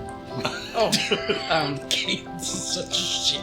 he's gonna get extremely flustered. It's like, okay, well. Okay. Is this a place in a tent? Are you guys? Yeah, they're doing this. He's doing this telepathically, which is why he's not. Oh, that's true. Yeah, whenever he's not stuttering to didn't know Cadence, that he's either. doing it telepathically. I think this actually would be an argument for all of us living in Aleamans for the rest of our lives, so that we always hear these conversations. Right. I feel like we're all sitting there, like trying to eat breakfast, just like looking at each other over this conversation. But yeah, after that, he's going to. I want to see if I can finish crafting that item. All right, I'll start with the first hour of Yeah. crafting. Give me that first. That was a character assassination, Jesus. Okay. Well, I don't finish it, but I do get some work on it. I get another 100 towards it, so I don't Okay. quite finish the item. Lovely. Marble eventually breaks his tent down and comes out with a sort of half-finished item put away. I think Mark Maurice at some point returns that crystal to you that he played music Yeah, on that's last what I'm night, working so on. that's all ready to go. You guys go ahead and break down your campsite, I presume, or you tell me. What do you guys do? You have the day in front of you. What do you wish to do? Let's discuss the plans. Scouting, yes. Do you have expertise in this? What are your thoughts? If Specs is willing to burrow ahead, that I believe should be our first line, simply because it is nearly impossible to spot, and if recognized, does not register as a threat, and then we can follow a short way behind us, those of us that are good at sneaking, and then everybody else can wait behind them. I have something that I can do that might be useful. It'll take me an hour. What do you got? I can make a little robot that can fly. That sounds incredible. Is it quiet? Is it noticeable? Change. Mechanically, it has the homunculus stats where it's a tiny construct. It has a fly speed of 30, dexterity of 2, so it gets like a stealth of +4. I can have telepathy with it up to a mile. Okay. That I could also make it invisible. that would be very useful. Well, at this point, we are estimate of 5 miles from the town. I think if we go a little bit closer, I find the vantage point, and I can at least get a good look from 2 miles away. Yeah. And maybe just do a little bit of reconnaissance there to see if they have guards and if anyone's moving around the streets. Agreed, yes. So let's start there. So for the time being, Marvel, you sit down and tell me about making this homunculus. Tell me what that looks like. Yeah, so he starts. He's not using the crafting stuff he found. He has other pieces that he's using. Yeah. But he's just. It's kind of honestly, as Bones said, it's kind of looks like a drone. Just has 2 propellers and a tiny little body in the middle. Maybe instead of propellers, maybe more like those like dragonfly things from Dune. Kind of like a small version of that. That way it looks kind of like an insect. Hell yeah. Somebody. Yeah. That's pretty much it. It just looks like a steampunk version of that. So it's mostly made of kind of a brass color that he's going to try to take the shine down so it doesn't really stand out as much. Yeah. It's kind of what it looks like. It just flutters. It can only telepathically communicate with him. It can't really talk or anything. Amazing. For what it's worth, Cadence and I can talk telepathically, and now Bones and I can talk with Pulse, so I can be a bridge between you two if need be. That is very handy, yes. But since when can you talk telepathically? Oh, last night I made her an item. Right. This sounds very sweet. Yeah. You do kind of notice that, like, he seems a little bit more like just trying to, like, maybe more confident, but also maybe a little bit more annoyed with his stutter now that he knows that he can talk normally. So, like, I rolled my eyes twice, I think, in the last few times he's talked, and he's kind of done that too. Yeah. You feel me, my hand on your shoulder a couple times, like, just you got this. Yeah. Ghost, you'd mentioned doing something with specs. Do you summon? Yeah. Rechange specs, resummon specs? I do. While Marble's working on his homunculus, I will poof specs away, kind of like melts back into clay, and I will start to reshape him. Amazing. Tell me about his new shape. I think around the same time as Marble, you finish up your. It's the same time. It's a ritual for an hour. Yep, same timing. Marble, you finish up your sort of little ornithopter-looking drone. It sort of hovers in the air, buzzing next to you, with a little antenna sort of lighting up on one end to communicate. And then Ghost, tell me what Specs looks like when it's all sort of done. Specs looks basically exactly the same, except he has a big pair of chunky gauntlets with like metal digging claws. Hell yes. He has a little like poncho cloak on and a big kind of sheriff's hat with a little pin that has the lamp symbol on it. Just send that in Telegram because that's what I've been doing for the last hour. Oh, amazing. Oh my goodness. The other thing that you have to do when you do this reshaping of Specs is make it so that his face is able to smile bigger to accommodate how big he's smiling when you resummon him with this incredible outfit. This is the cutest thing I've ever seen. It is. Oh my god. Friends at home will put the new Specs art on the art channel over in Discord. So yeah, this is his little reward because he did a real good job. Incredible.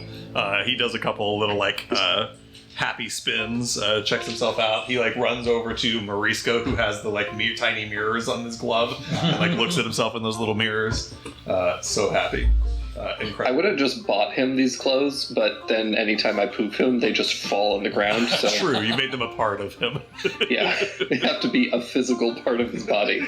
Unbelievable. Pokemon style. Oh, they made out of Yeah, flesh? Yeah, that's all it's flesh. Sylveon's okay. flesh ribbons. Yeah. Go ahead, boss. I just recalled that from the attack on the train from the Spiky 5, I took a bunch of needles, like 15 needles, hoping to at least get one from each of them.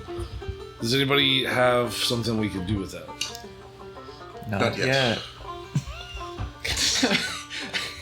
Just the fact that Bones and Kid is like, not yet. I don't know. In season. There is certainly magic that would help for that I am not quite capable of doing yet. Yeah, I didn't know. You can make a tea and drink their powers. That's not how that works. But I have these needles. If anybody thinks of use, let me know. Fair. I look at Specs looking at your mirror gloves. That is cool. What is that? Oh, it is. Ghost identified these. If there's mirrors here and they reflect the light, and oh no! That is very cool. That is, I assume, weapon, it will not break. No, yeah, it'll shoot out 10 feet and then come right back. It is. That is terrifying. Wonderful. They're pretty cute together, right? Honestly, I actually talked to Bones about it. He says maybe. No, I see it. Yeah, and I see it. Bones seems happier with him. I like it. Yeah, no, he deserves it. It's so evil if you do that. I was about to do the exact same thing to the two of you. Yeah. I think he does. I think Bones is looking over. They're cute together. Right. Apparently, Bones has seen his fiance. I think it's like saying that she's It's a super cultural hot, thing, so I guess apparently. it's It's into so that cool. too. Oh, yeah. His fiance is super hot. I guess so. That's kind of rude. Both Didn't teams. Sailors talk about it? I mean, I guess. Oh, I understand what you're saying. I thought you meant it Yes. was like a sailor's suspicion, and I know that they get very suspicious from time to time. They're still talking, so should we keep talking? Or... That was actually the beauty of it. Is we're both having a conversation like that. Patches. Boss is just sitting there like. Yeah, Patches looks at you, boss, seeing these people coupled up, and is like, should we? Passion would not. I just oh, no, thank you. Just kidding, I didn't want to anyway. It's okay. He cries. Zeke's version of Patches is different but good. Yeah. Sochi has only himself to blame for the way I portrayed Patches. True. It's around this time that you guys have finished your little ornithopter homunculus, and Specs is outfitted and his best desert gear. Go ahead, Marble. This is more of like a question for the teams. Every day I get to switch what my suit is. Should I stick with the giant stature, or should I switch to the one that when I punch someone, they get disadvantage on attacking anyone but me? I like that one. yeah. Okay. really good. Okay, my reach isn't as big, but cool. I will choose that one. That's the OG suit. The one with, yeah. like actually the The fisticuffs. classic suit. The classic. Oh, we haven't seen this in a while. This is nice. Yeah, I mean, I do really enjoy the big one. It has like flail. Flail is cool. Yeah. With that, the homunculus and the familiar are ready for their scouting mission, and it sounds like Bones and Cadence are going as well. Behind the Behind I would say them, maybe. familiars. Do we need to go at all? I will say, you are currently maybe something like 5 miles from Whiskerbush. Your thing, Marble, your homunculus lets you communicate Or sorry, a mile, sorry. a mile, so you're going to have to get closer in order I was going to say, the whole group can go. We can get a mile away from this camp without being seen for sure. Right. I guess it's like going into the city. If it's a dead city, we don't need to be there. Probably. Probably not, yeah. I could send Specs ahead. I can summon a bird that will be much faster than us. Can scout ahead while we walk. Perfect. I could do As long as somebody doesn't mind, kind of carrying me behind them. And then I can at least inform you guys of what's ahead and if we're going to be able to even scout with the familiars or if we'll need people on the ground. Yeah. I could also send him mine ahead and just have it return to be within a mile after it's gotten so close. But yours seems better. Yeah. Sounds like in the interim, the plan is for everyone to get a little closer, and Specs to kind of go ahead of you guys as you slowly move closer, so that he gets kind of scouting done before you guys arrive. Question: as you guys leave the campsite, one, do you it probably doesn't matter, but do you break down camp and close up everything? You just kind of leave your stuff. Our tents. I mean, I don't know if you guys use. You guys can close up instantly. Yeah. It's really, the time isn't a huge issue. I think one of the I things- just don't know if you do it or not. Yeah, I think breaking one up, of the things too is it can just break down camp. Period. Yep, true. Is what Yeah. it does. Yep, So it takes an that's- action yep. to do that. Okay, cool. So you guys have your magical campsite just kind of take itself down. Are you bringing your horses, or are you guys going on foot? Do you think that the horses dream about us? I think I may actually think Can you look at a horse's dream? I theoretically could, but they would not know to do that, I think. Okay. Well, we will have After to. these horses. I do like that the answer to this problem is to get the horses very high every night. So High as a horse. high as a horse, they say. Maybe let's get the horses up to about a mile and a half away, and then go the rest on foot. Assuming that we can find a quiet, hidden place to store them. Let's stop at 2 miles, roughly. Once I come into a site, we'll stop there. Yeah. That is where we can find rest for the horses. We get off our high horses. Yes, we'll get off our high horses. Yeah, This yeah. is a fairly easy check, but let me have boss, make me a survival check with advantage with people helping you, just to find somewhere about 2 miles off where you can kind of find a different place to keep the horses kind of hidden and out of sight. 22. Brilliant. Okay, so you guys get on the horses, you start riding, boss keeping an eye out for somewhere a little closer to Whiskerbush where you can kind of hide out. Marvel, you had something? Yeah, I'm just gonna have my homunculus, who I need a name, I realized, fly up just about 3/4 of a mile, just so he has a really good view outwards, and just keep me informed if he sees anything, any movement or any dust clouds. Yep, so he's just staying directly above your party, about 3/4 of a mile, so he has a brilliant and also view. stay out of the way of birds. Yeah, love it. Okay, and then Ghost, you were sending specs ahead of all of what I've just described, right?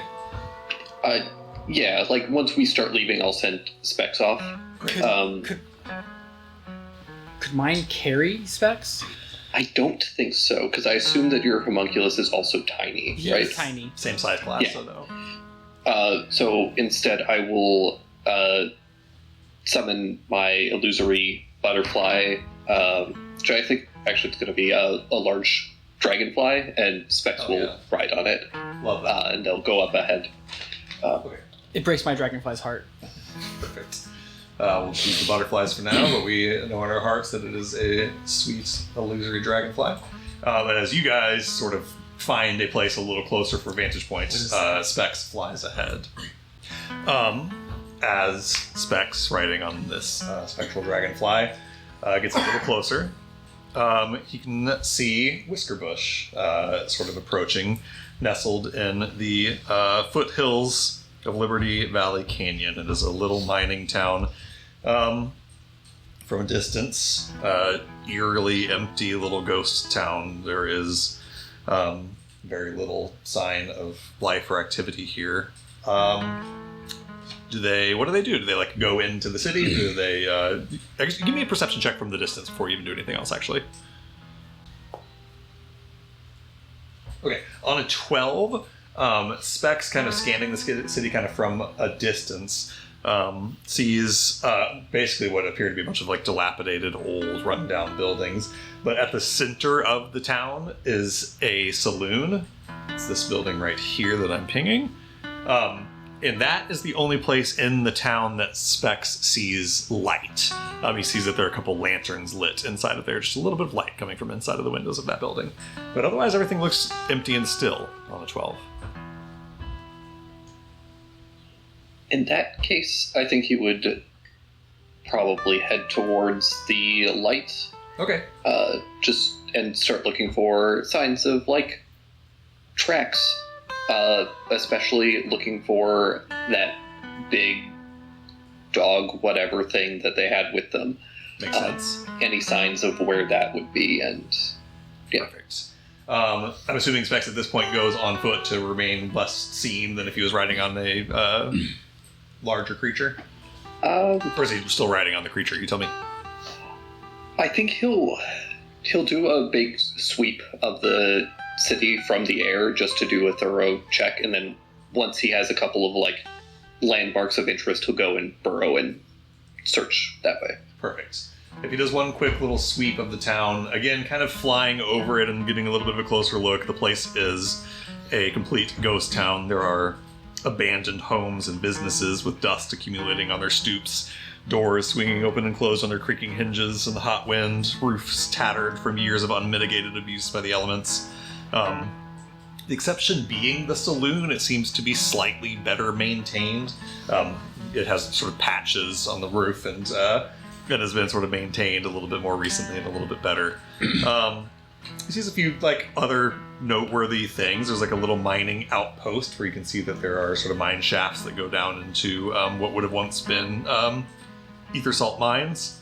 There is what remains of an old sheriff's office, a church, and that's about all that's of note on a 12 passing over from above. So as you described, he kind of lands and burrows to get closer to the saloon. Can I tell how old this town has been? Give me... You're looking through his senses right now, or is this just specs? Yeah. Okay. Yeah. Yes, give me a history check. Apply your archaeology lore. Unless you want to tell me on a different check, you could do investigation also. No, I would absolutely love history with my lore bonus. Love it. That's a natural 3 for a 16. Okay, 16 is still not a bad roll. The buildings look to be maybe about 60 years old in terms of when they were first constructed. On 16, they look like they have been abandoned for something along the lines of 45 to 50 years. Kind of quite surprising. They look like they were built and then abandoned within less than 2 decades. On the 16 history check, you would be kind of aware of the salt rush.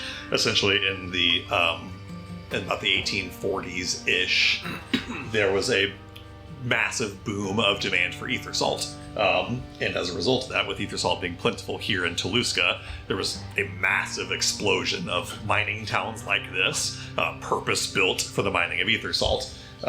Little towns just constructed where the ether salt was prevalent, all around mining operations. Little towns bloomed up around them. And then that salt fell out of use very quickly. Like, as quickly as people started using it, it proved to be an insane industrial hazard, and they stopped using it. Demand for it plummeted as different technology sort of took its place. And by sort of the 1860s, it was almost completely out of use, meaning that all these towns that were constructed for the mining of ether salt largely found themselves useless and were kind of abandoned and became ghost towns like this. There were ghost towns like this dotting the countryside of Toluca. So are there still roads, or like completely There, you can see in and out? maybe not in this particular one. Not necessarily like roads anymore because they've sat disused for decades, right. but you can see like well-trod sort of paths where people used to come and go fairly frequently to this place. It wasn't here long enough for a train to get built out to it. Right. But yeah, you could see the pathways where for a couple of decades people came here frequently, carriages and wagons. So with all that knowledge, Ghost Specs sort of burrows his way up close to the saloon. There's a kind of like an anthill mound that forms as just a cowboy hat pops up out from under the ground, followed by Specs' eyes peeking out from underneath him. On a 12 perception check, just kind of looking over the saloon from the exterior, kind of poking his head out of the ground, he sees that the front door is where the light is coming from. It has sort of like a glass window in it. And then you can see just lights coming from inside the saloon from there. It's not like a saloon-style door? No, weirdly, it looks, how do I want to put this? It looks like it has been, like, retrofitted. He can actually see hinges on both sides where there used to be, like, an old-fashioned, swinging saloon door, and that has been replaced with new hinges with a more solid door that covers the whole doorway, seemingly, intentionally so. And he also notices, kind of furthering that strangeness, that all of the windows have been boarded up from the outside. Not fully completely boarded up to be totally covered. There are like cracks a couple inches wide between the boards. From the outside? What's that? From the outside? From the outside. Really strange. So yeah, Specs sees the light is coming from a window in the front door, but all of the windows of the building, it's a 2-story building, and all the windows have been boarded up from the outside, leaving only like narrow gaps between the boards covering up the windows. There's like a little patio out front by the door where there's like a table and chairs. On a 12, actually go ahead and roll me a survival check for Specs to look for tracks specifically. He doesn't see any on a 12, but we'll see if he can beat that on a survival check. On an 8, no. Both on the 8 survival and on the 12 perception, Specs looks around him and around the saloon, popping up in a few different places like a game of whack-a-mole, and sees no tracks of the, what you expect are big paw prints of the big beast, nor, actually, he sees a few tracks of like boot prints, people walking around, but nothing recent. They all look to be, well, on an 8, it's really hard for him to deduce the age of these tracks, but just signs of movement. He sees signs of people moving around this place, but it's hard to find specifics on an 8. Cool. A lot of old buildings like this used to be on, like, stilts and were slightly raised, is there a place that you could crawl underneath the building? It's a good question. Roll me a luck check, just for whether there is or isn't what you're talking about. 10. 10's good enough, yes. They're slightly raised. This is, again, strange. Well after the construction of this building, sometime in the last decade, wooden boards have been nailed around, seemingly to block the underside of the building. That's not going to stop Specs. He can easily burrow past those. But just a point of order, seemingly by design, there have been boards put over that portion as well to prevent access to the building from underneath it. It's just that clearly barricaded. Yes. And as Marble just asked, and I'll answer the question for you because you're the one looking, it is just this building that has been modified in this way. All the other buildings around town look untouched for the last 40 years. It's just this one building that's been sort of modified and turned into... It's easy to suss this out. You know this town to be the hideout of a gang of bandits. Seemingly they've fortified this building against intrusion. On the outside. On the outside, strangely. Presumably, keeping hostages inside. I'm gonna have Specs burrow underneath, and he's just gonna kind of listen under the floorboards and see if he can hear anything. Amazing. He burrows underneath and gets underneath the building. On a 12 perception, just gonna keep carrying that. He doesn't. Does he have tremor sense or anything, or is he just listening? He doesn't yet. I buffed his perception instead of grabbing tremor sense an idiot. Well, I'll say, roll me a new perception check for this particular. You're doing something totally different now. You're no longer looking around the town. You're listening very specifically for the movement of creatures. So we'll do a new perception check. Woof. Yes. You really are. On the passive of 15, though, that looks like. Specs doesn't hear any movement of creatures or any voices talking or anything like that. It's kind of an odd thing where he has to push his little ear up against the foundation of the building to try to hear anything that would be happening upstairs, and is just not quite hearing anything. Or not the foundation, but you know what I mean, the floor. What he does see is that this building has, once he gets underneath past those raised stilts, he does see that this building has a cellar. He sees that there's a spot underneath the building that goes down into the ground as if it has a basement or a cellar. He doesn't see an immediate, easy access to that, right off the jump, but he does see that it has a cellar or a basement of some kind. Ghost doesn't know anything about this area, but above board, does that seem weird for there to be a cellar in this area? That's not very typical for... On your archaeology check, it's this may be me, Zeke the DM, not knowing much about Old West archaeology.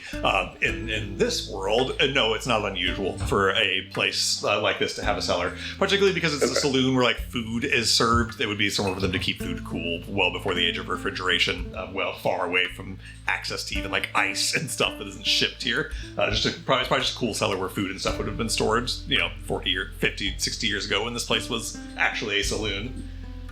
Okay. And I think Specs does a pass around the cellar since he can burrow freely and go all around it, looking for I don't know, a vent or a loose brick or something that he could push his way through. But on the perception check, he's not finding an obvious way to push his way into the cellar. Can I actually have my? I can't see through them, but can they? My butterfly or my dragonfly do a perception check to see if they spot anything from the air? Yeah, they can take a second on it. Ooh, good roll. Okay. On an 18, I want them to kind of look for particularly any, sniper nests. Okay. Anything where, any lookout towers that might be occupied to, obviously the saloon is where they're keeping their headquarters, but they have a whole town to potentially be protecting. So Are there any other high vantage points that they might have scouts or anything like that for intrusion into the town itself? Totally. Just looking at the physical map, there is over here on the west side a watchtower. It looks like its purpose would have been a watchtower for this town. Your dragonfly does a quick pass around that and doesn't see anyone posted there. It looks, honestly, I said earlier that nothing else in this town had been kept maintained. This watchtower has as well. It does look like maybe this watchtower is used, more contemporaneously. But doesn't the Dragonfly doesn't currently see any presence in that tower. Aside from that most obvious thing on the 18, there are lots of just like building roofs around. There's plenty of places where someone could post up on a roof and have vantage on much of the city. But as the Wraith does, as the Dragonfly does like a pass around town, looking at all of the roofs and looking for their high vantage points, even checking on top of some like mesas and up on this cliffside where this mine entrance is and this other tower overlooking the town. Sees, I guess the answer to your question is yes, the Dragonfly sees plenty of vantage points where some sniper or scout or guard could be posted, but sees no such guard or scout or person. Perfect. Last question. When Specs saw that door, you said there's a window in the door. Yes. With this saloon, I don't know how accurate the map is to its actual depiction, but does it have an overhang that would prevent sunlight from getting through that window? Let me look real quick. Like, does this feel boarded up in a way that is blocking sunlight? Yeah, I'll let you decide for yourself if you think that is the intention. But yes, kind of as depicted here, this art isn't exactly accurate to the saloon shape and size. But as depicted here, it does have like an awning overhang over that front door that is blocking sun. You would expect just on the angle you're at, as the sun would set. Maybe towards the end of the night, that window might get some sun, but not very much. Okay. And the window wasn't blocked or anything, right? Like, no, yeah, the front is short, so we can't see through it, but... Yeah, the front door window is the only window that you see that is not, have boards over it blocking it. Interesting. Yeah, and it's not, this may or may not be the reason, but it is much smaller. The other windows are full-size, windows of a home, and this right, is like people crawling in size windows. Exactly, this window would be much too small for that. Okay. Cool. Then, yeah, I will pop out of Specs' vision. Perfect. And I will just kind of inform the party. So, small town, fairly large, a lot of ground to cover, but most of it seems to have been unoccupied. There's a saloon kind of near the center of the town that seems to have been recently maintained. They have some new additions, new door. The windows are all boarded pretty heavily. It's probably quite dark in there. There was some light, probably from, I don't know, a candle or some other such. A few watchtowers, but they didn't seem occupied. Sounds like we have our hideout. What's the plan? Do we just storm the place? I mean, there are hostages in there, so we can't really gas them out or bomb them out or anything like that. Has there been any recent traffic in or out? I couldn't tell. I can...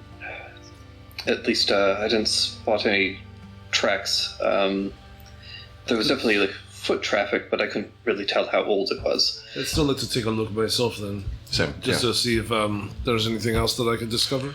Maybe we get you in range of your glasses, and then we get closer and we do some tracking, and then if we get close enough, we go for it. We push through the door. We just Any try. views? So as a point of order, this second sort of spot that you've chosen to post up was purposely within 2 miles, Okay. So you can look through your lens from where you are now, climb up on top of a mesa and take a look. Say 26. Okay. On a 26 perception check, just kind of looking out over the town,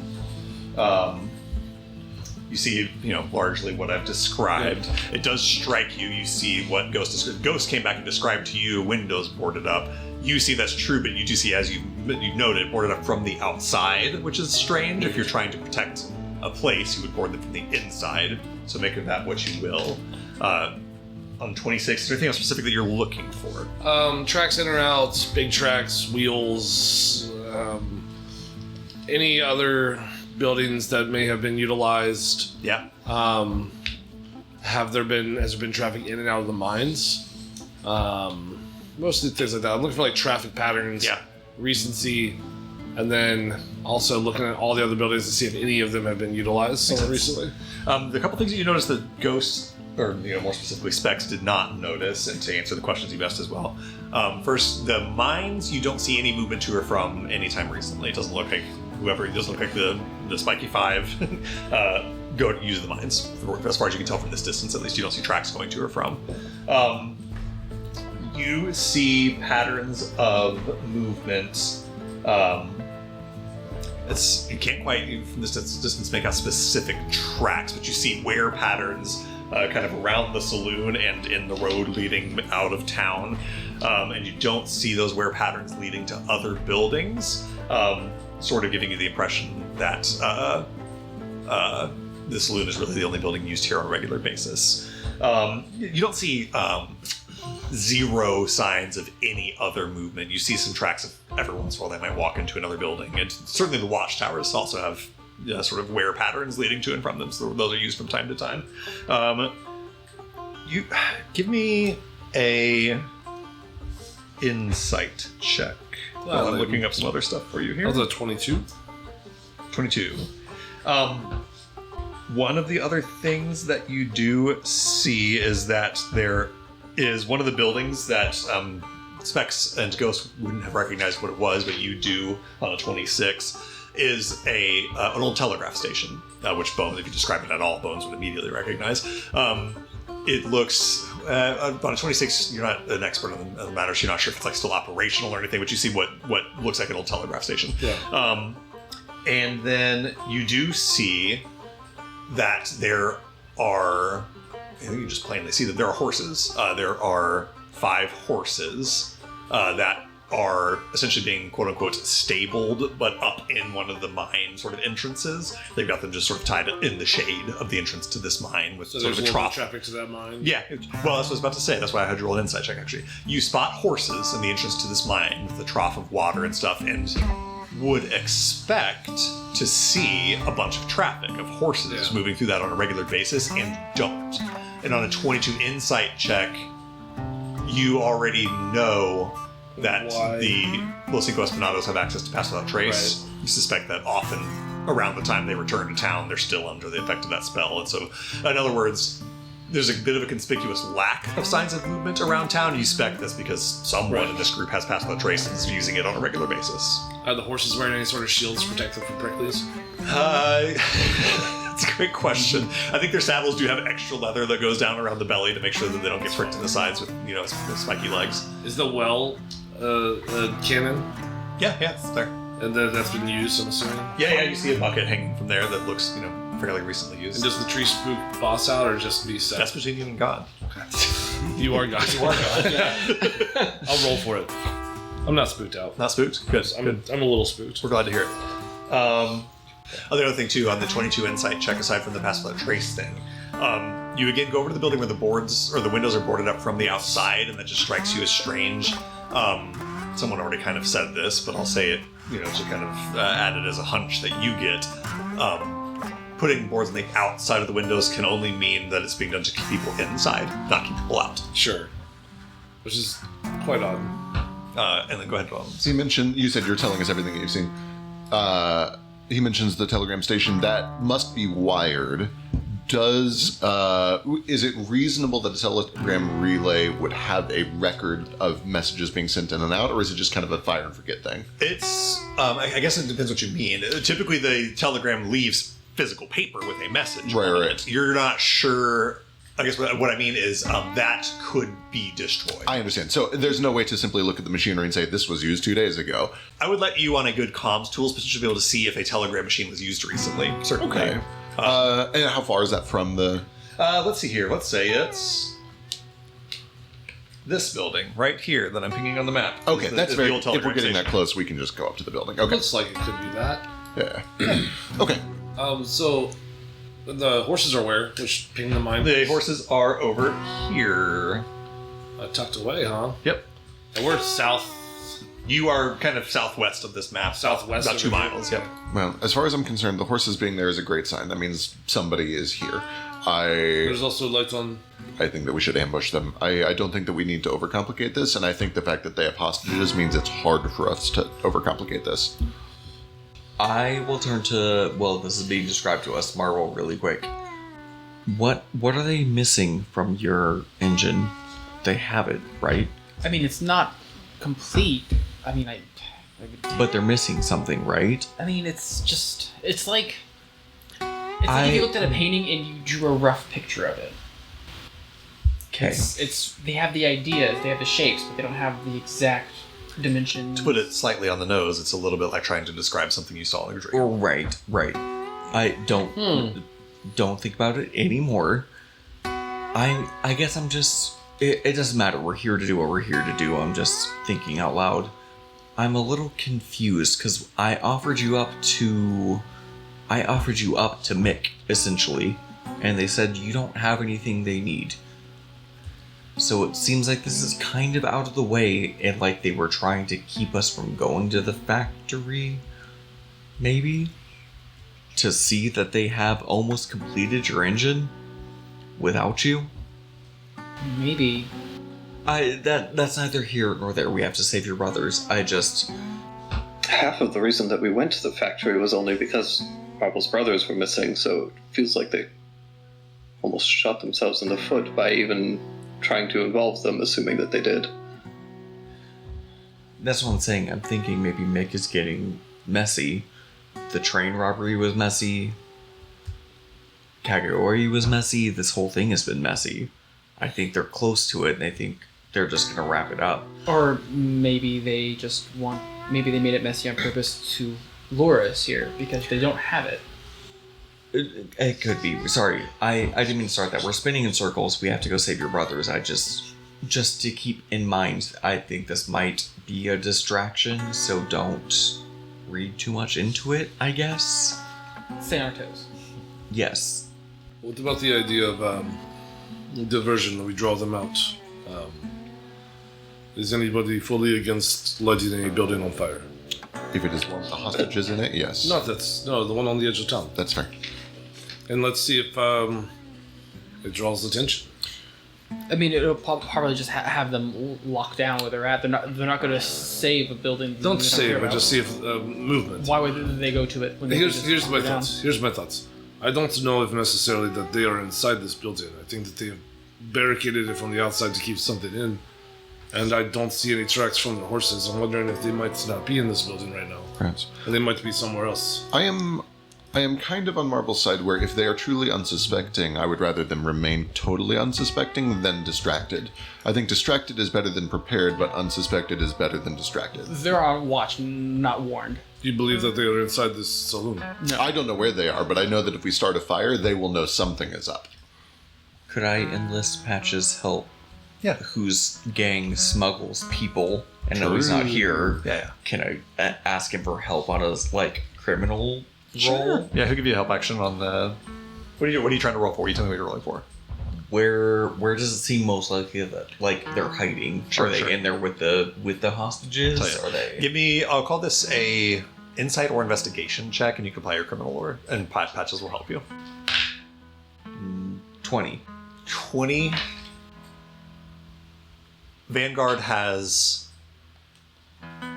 much of Marvel's design, at least enough to produce a functional replica that they were willing to plug into a suit and to use, even if it's not perfect. Kageyori flatly said no thanks when you offered him Marvel's power core. Told you to go home. The windows are boarded up from the outside. If Vanguard has enough of Marble's designs already to reproduce his power core without any need for him, what other reason would they have for bringing him a place? Yeah. Why take my brothers if they have what they need? To keep you from stopping them by Okay. killing him. Oh, I It's see what you're saying. it's the assumption we had from the start. You're that looking this was a trap. Oh, yeah. You're looking at this as a criminal. A building with the boards, or a building with the windows boarded up from the outside is there to trap someone in, not trap someone out. This is a trap. Yeah. They're attempting to lure Marble here to kill him. There may already be a bomb in that building. We should not just walk into that. Yeah.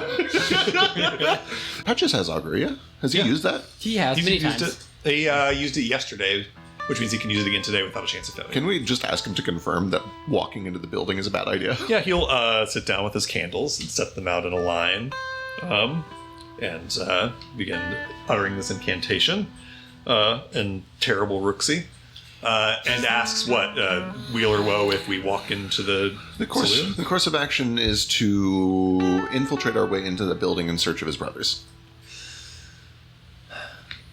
The spectrum of candles that goes from wheel on one end to woe to the other erupts in flame, mostly on the woe end. It's not all woe, but it's a lot of it. I would interpret that as... In other words, the fire interpretation the Patches gives you is, we might get something out of it, but it might go badly. My interpretation is that they are in there, but as soon as we see them, the whole place goes up in flames or explodes or something, yeah. Yeah.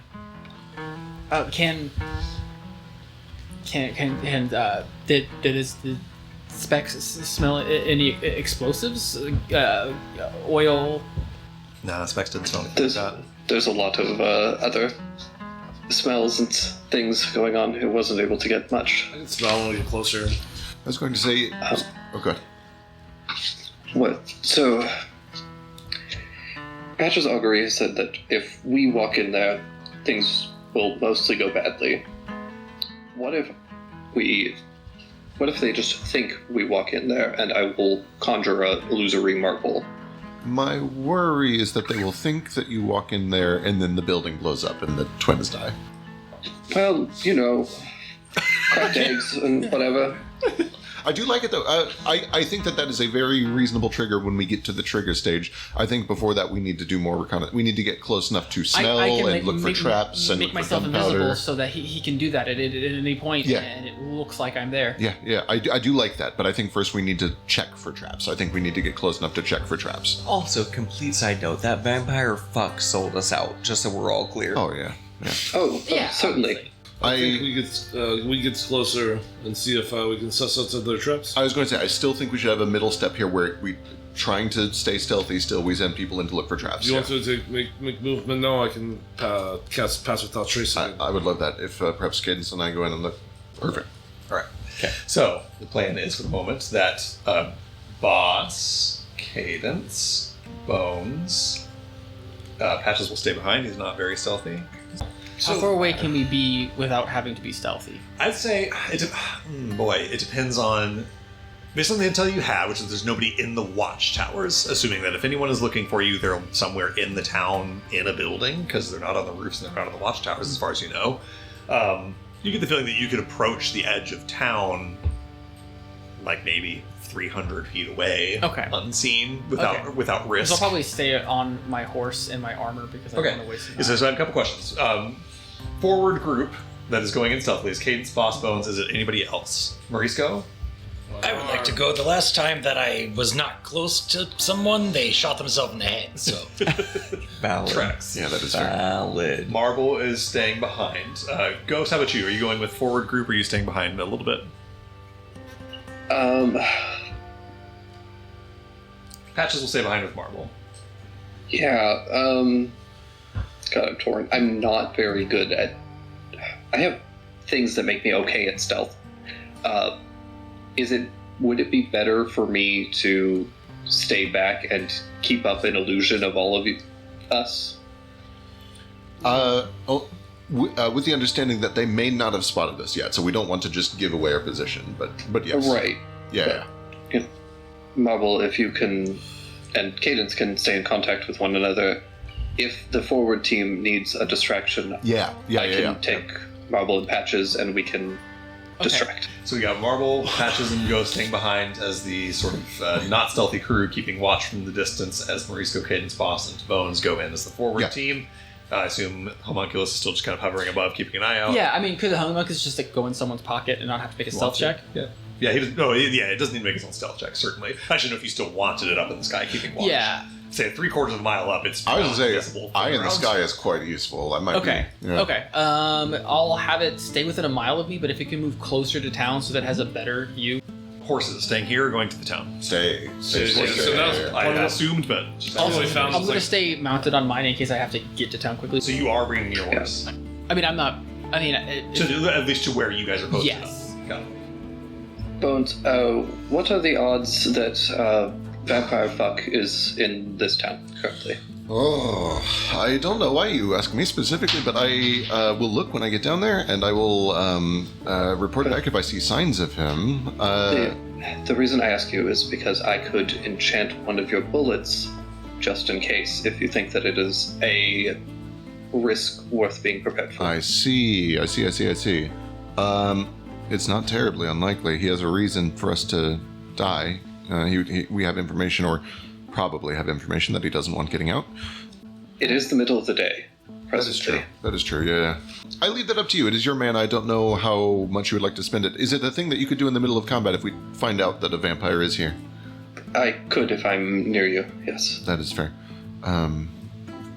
My weapon is already quite good against vampires. This new one that you've made for me, or found for me, or identified for me. Maybe save it for somebody else who would have more trouble. All right. With that, you guys part ways, with 3 of you kind of staying a little bit further back, a couple 100 feet away from the horses. I mean, we are going to check for traps. I know we say this every time. I don't think we want to start combat without you guys. So, like, we will come back before doing anything stupid.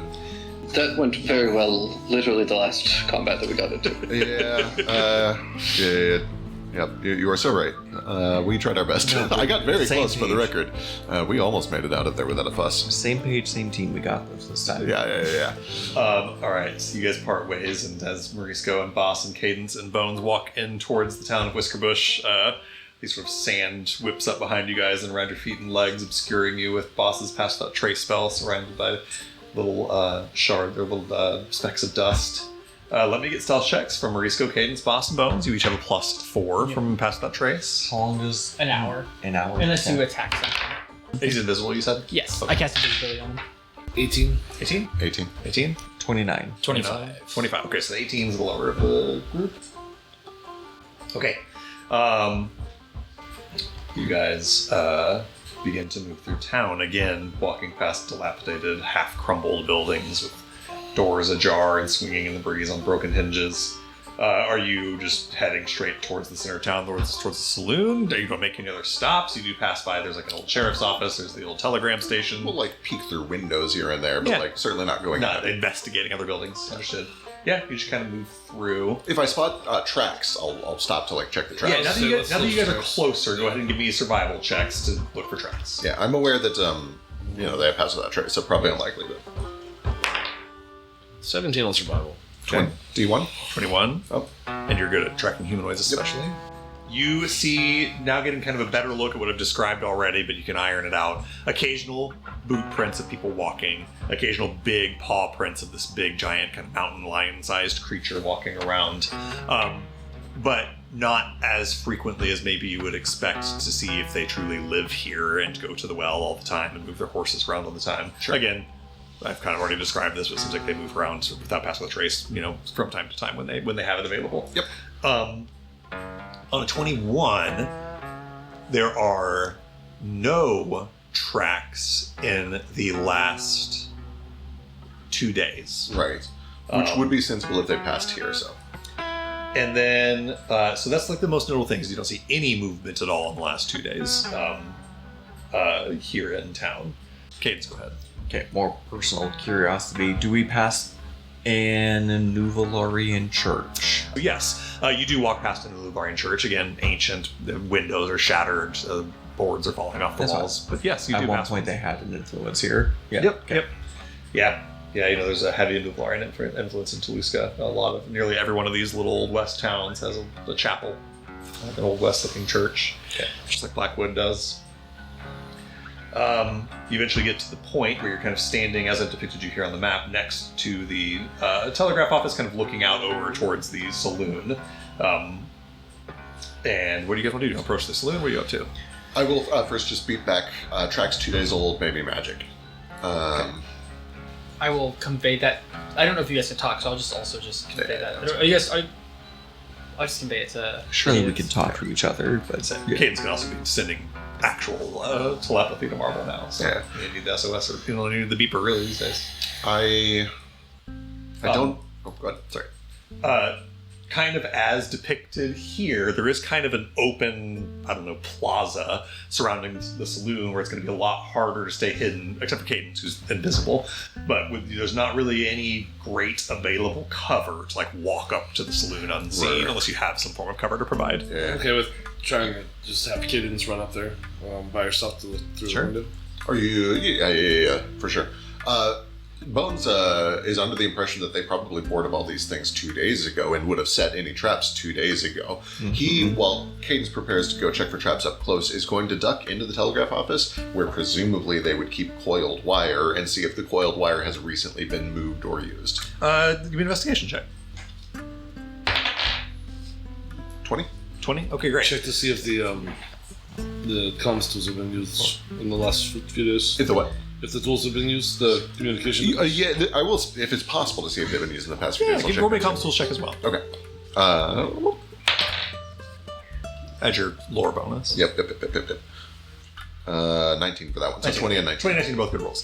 On the first question, is there wires in here and have they been like moved around or used recently? You do find a couple of spools of wire, of telegraph wire in here, though, how do I want to put this? They're old and not well maintained, not used regularly. They just painted a more complete picture for you. Sure. What you walk through, it's not unlike where you grew up, honestly, learning telegraph with your father. The telegraph machine station where telegrams were sent, you can trace where the wire went, and it goes somewhere off to the west, where messages would be sent from. And this was just like a receiving end. They're just sent back and forth from one other telegraph station. Right. What you find on the 20 is some more recent, because this place went out of use, 50 years or 40 years ago. More recently, something in the last decade, the wire you see is like redirected. You see that where this telegraph wire comes out of sort of like a box in the back of the building and into where the desk is, it's been taken, like rerouted around and put back into the box where it came from. At some point in this investigation, you go around the outside of the building and see that it has actually been reburied again. Mm-hmm. In other words, this telegram line used to end at this building and has been redirected somewhere else. It's a relay now, yeah. Yeah, it's a relay of some kind. The equipment here, the telegraph machine here, has not been used in decades. It's broken and ancient and rusty. Right. Can I tell how long ago those changes were made?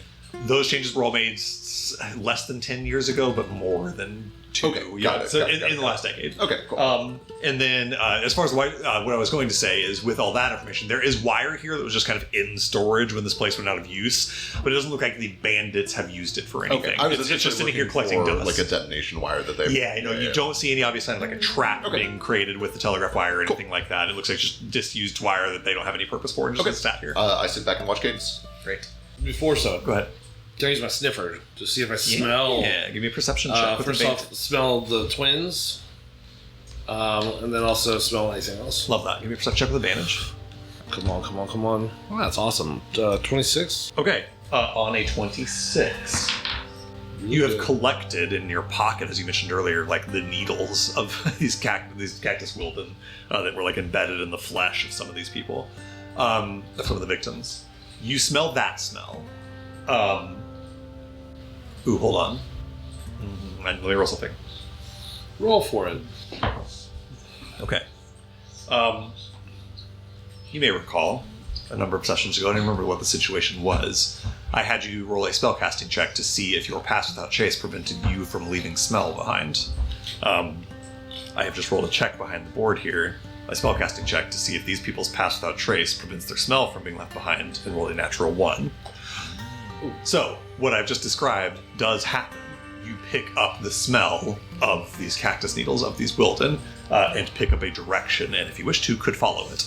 You have the scent of the Spiky. Where is it? They have the scent of the Spiky 5. From where you're standing, kind of at this telegraph station, it kind of goes in 2 directions on the 26. One kind of this away, to the southeast, and one kind of in the direction of the saloon, though it's fainter, leading you to believe that the smell is coming from past the saloon, somewhere over here. Okay. Importantly, 26 is very, very good, not coming from within the saloon. They're gonna ambush Other than us. an old, faint smell. Right. Yeah, Do I they're smell, gonna, they're gonna blow it up or ambush do I us. smell the twins?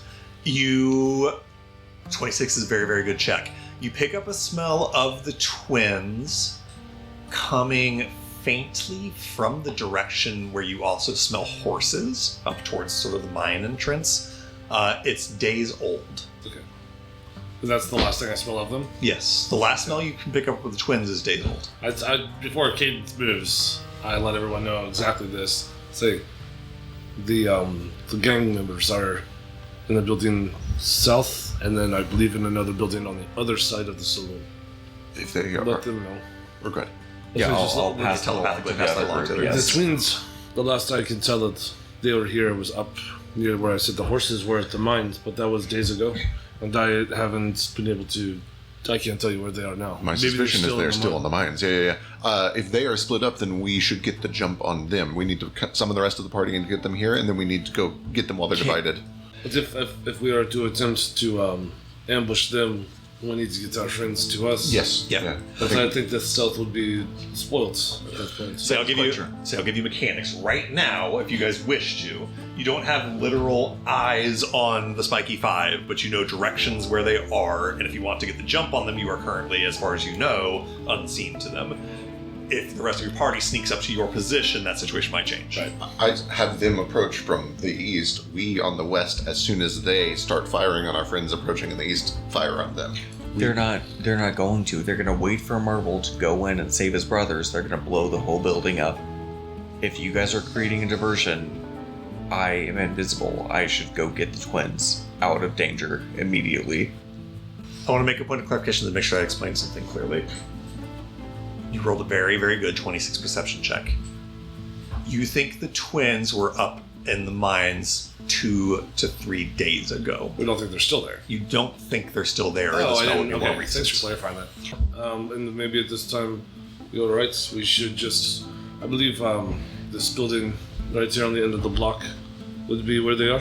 Right. And then, like I said, I can tell that there is something on the other side of Saloon. I don't know which Right. building. It is just my thought that it is dangerous to explore the cave while the bear is still in it. And if we know where the bear is, let's kill the bear. Okay, let's go burn down the buildings. Yeah. So, rest of the party, you're communicating telepathically. Yes. You guys come in from the east or something? Some other Alternatively, angle. also, we could just have Ghost make an illusion. They probably do know who all is in this group, and if they only Probably. see part of this group showing up, Yeah. Do you So want have an to- illusion for the rest of us? Yeah. But yeah, I do like that you try to sneak up as much as you can. They're going to spot you eventually, probably. But when they spot, Ghost makes sure that they spot the whole party, air quotes. That way we are hidden. Yeah. So, point of clarification: the actual marble patches and Ghost are approaching, accompanied by illusory the rest of the party, or an entire Yes. illusory party is approaching. Illusory rest of the party. Okay. So as Marble, Ghost, and Patches start to kind of move in from a different angle, coming in from sort of the east side here, accompanied by an illusory copy of the rest of the party. Cadence, go ahead. I'll ask telepathically through Marvel. Could you theoretically make an illusion of Kageori asking for the Spiky 5 to come out and talk with him into our trap and kind of like reverse the situation on them? Possibly. If I can get close enough. On the subject of how close you're getting, Marble, Ghost, and Patches, it sounds like, based on this plan, that you're not really trying to be stealthy. You're trying to just approach and be seen. But alas, Well, trying to stealth as best we can, but when our stealth inevitably fails, at least they see the illusion, is kind of the idea. that makes sense. Okay, and just to make it official here, the Kageori plan was just floated. Are you sticking with this plan or switching to Kageori plan? I think we stick with the party. I can change the illusion to be Kageori if we happen to get close enough. Got it. But in the meantime, until we can get to a building that we can duck into, Got it. I think we'll stick with the party. Okay, let's get stealth checks from Ghost, Marble, and Patches. You guys don't have pass without trace. You're too far away from boss. Meaning you're just. I turn brown. Oh yeah, you get advantage. It's really funny. So like, I rolled a 19 on Okay. the second dice and got an 18. On the first dice, I rolled a 2. and Got a got 1. Okay. Patches gets a 11. Ghost gets 14. Okay, so a 1, an 11, and a 14.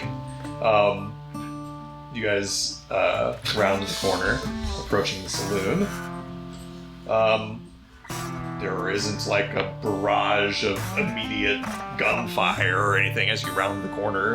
You know you're not doing a great job of staying hidden. Yeah,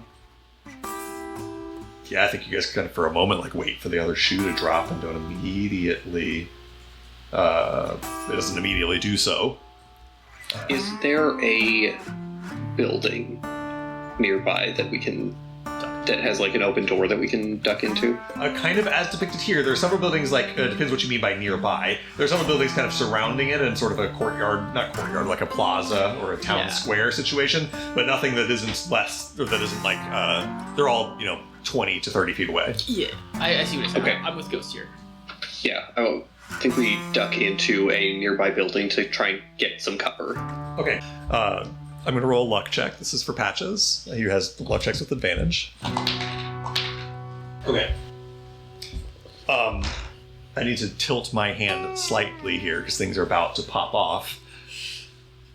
Patches has rolled a pretty good luck check. You guys look for a building nearby that you can step into off to the side. I truly don't know the answer to this question, so I'm going to ask you, the players, because this is about your desires. Is it lucky or unlucky for you if you happen to walk into one of the buildings where one of the Spiky Five is hiding? I was about to say Unlucky. Unlucky. Okay. In that case, you guys step into a building where the Spiky Five are not hiding. Slightly tipping my hand there, but you guys have largely sussed it out already. Step into one of these buildings off to the side. Step into a door. It's just a dusty, old, dark building. Yeah. Can you make one of me now to walk in? Possibly. What if we go for the cadence plan instead? I worry about them blowing up the building, and I don't think they will do that if it's Kageori.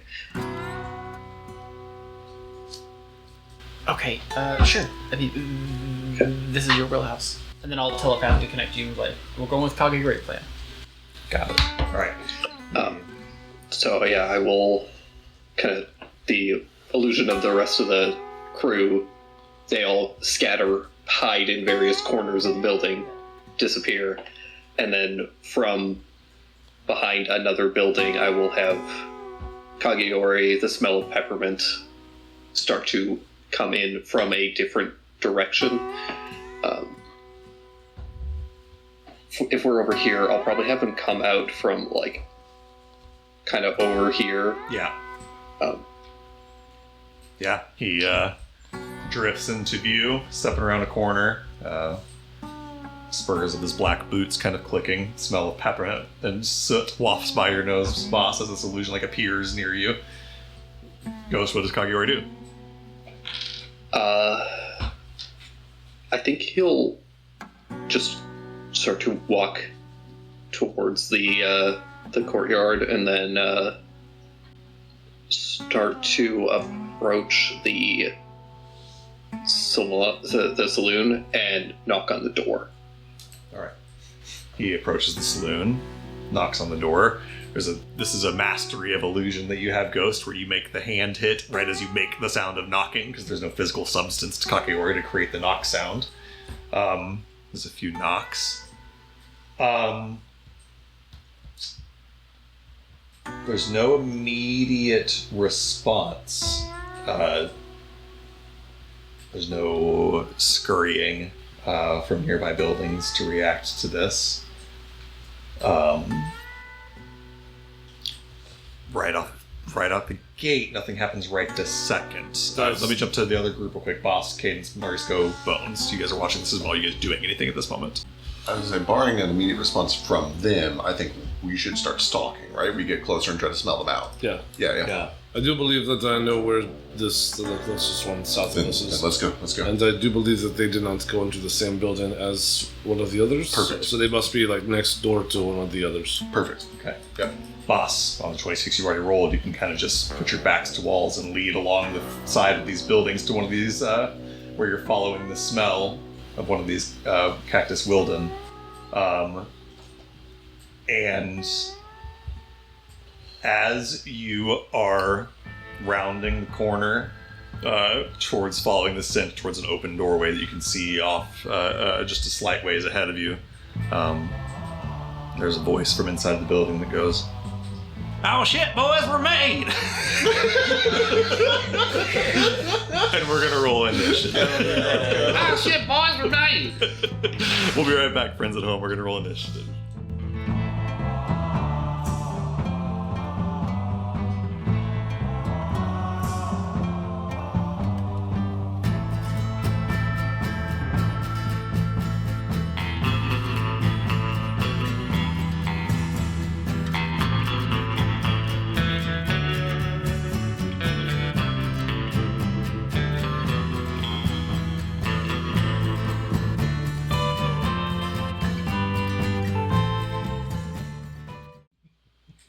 And welcome back. We jump into the fray.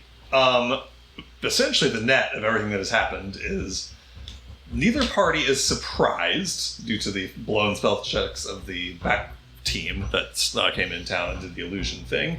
And you guys are obviously not surprised. You know there's danger afoot. There still do, though, remain some people that are hidden to each other. We may still have some attacks advantage. You guys still don't know each other's position all necessarily. All we do have at the moment is combat starting with no one surprised. Boss, looking through the map, you smell more cactus wilden smell coming from these directions, like this little awning right here, and the next building down the street.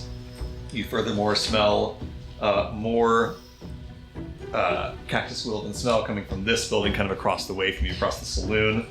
The most immediate thing is that as you step up to this door directly in front of you, you see standing in the doorway is a tall, skinny, lanky cactus wilden. Hold on one second, not to be overly picky here, but wasn't the well and tree on the other side? Yes. meaning that we would be on the other side. I need you to visit your imagination palace with me and just accept that this is how it always was. Okay. So, step through a mirror. Got it. Yes. Okay. You stand in front of a doorway where a tall, lanky, skinny cactus man is standing, probably like 7 feet tall, huge, gangly form, looks surprised to see you around the corner, whips a pistol out and goes, "Oh shit, boys, we're made!" Can I ball tap him? When it gets to your turn, you can absolutely ball tap him. However, as that happens, the first one to act is Bones. Bones, you had an 18 stealth check. So that will, in fact, remind me of that when you make attacks, and I'll let you know if you were seeing the people that you attack. Where am I currently? You are currently, I'm sorry, I hid your token, but I meant to just remind myself that you're stealthed. You are just following Boss as he's following his nose. Amazing. Do I see that dude that Boss? Yes, he just yelled, "Oh shit, boys, we're made." So yeah. He has literally in terms of physical proximity to you, he's behind a wall from you. He's behind at least half cover currently, but you know he's there. That's fine. It's enough for me to put a hunter's mark on as bonus, my bonus action, and then I will just ready action patient marksman. Got it. Okay, you put a mark on Curly Joe Sawyer. If I can be a little more behind cover myself while still having a line of sight to him, I will. But you might have had to step out, do that, and then step back. But you can absolutely. I want to be able to shoot him from where I'm standing. Okay, so you kind of need to be at least there. Okay, got it. Cool. Okay, yeah, you guys have your side and back pressed to a wall approaching this door. Perfect. Okay, Cadence, you are invisible, so irrespective of, you also have a 29 stealth check. So currently, nobody knows that you're here. How far am I from the front of the saloon? Let's see here. Foggy is standing at the door. You are 45 feet from the door. This kind of shaded area is where that awning overhang is. It's like a patio out front. This seems stupid. I'm going to move 30 feet towards Kageori. Okay, 10, 20. Once you get there, or you continue your movement even, is where you can see a big, tall figure looming in this door right here that I'm pinging. Hulking size of a thing. Honestly, at first glance, you probably think that it is the mountain lion creature, the big cactus mountain lion thing. But as you get a bit of a better view on your 20 passive perception, you realize that the stature and height of Skinny Ben Buchanan may have been slightly understated in his wanted poster. Skinny Ben Buchanan is fully a giant. He is crouched down to a height of about 8 feet in order to be able to fit through this door. You think if he stood up tall, he would be like 13 feet tall. He is truly a giant. Got it. But he's currently hiding in there, but not hiding well enough to overcome your 20 perception check. Hiding in where? Inside of the door. It's just a door going into a building. Okay, fuck all this. I start heading towards the saloon, see that there are people clearly watching it. I will bonus action dash and action dash. I'm gonna try to get into the building that the tall, skinny guy is that my friends are in. Into Curly Joe's building? Yes, into Curly Joe's building. Alright, you turn back around 10, 20, 30 to get you to the doorway, and then as Curly Joe Sawyer is distracted by Boss, you kind of sneak past both of them and get into this building behind Curly Joe. You're actually maybe 5 feet off the map, standing right behind him. Yes, and that's action, bonus action, and that's your movement. Whole turn. Yes. Okay, incredible. As you step past Curly Joe Sawyer, he goes, "Oh shit, fire safe toilet paper!" Marvel, it's your turn. Now in what world? All right. Up in your building. I will walk out a few feet. Okay, there's 5. And I'll just yell, "Come out, fuckers!" Oh my god. I'll step out another 5 feet. I assume that with a quick this passive. My passive perception is not super high. My passive is only 14. Now you don't see anybody else.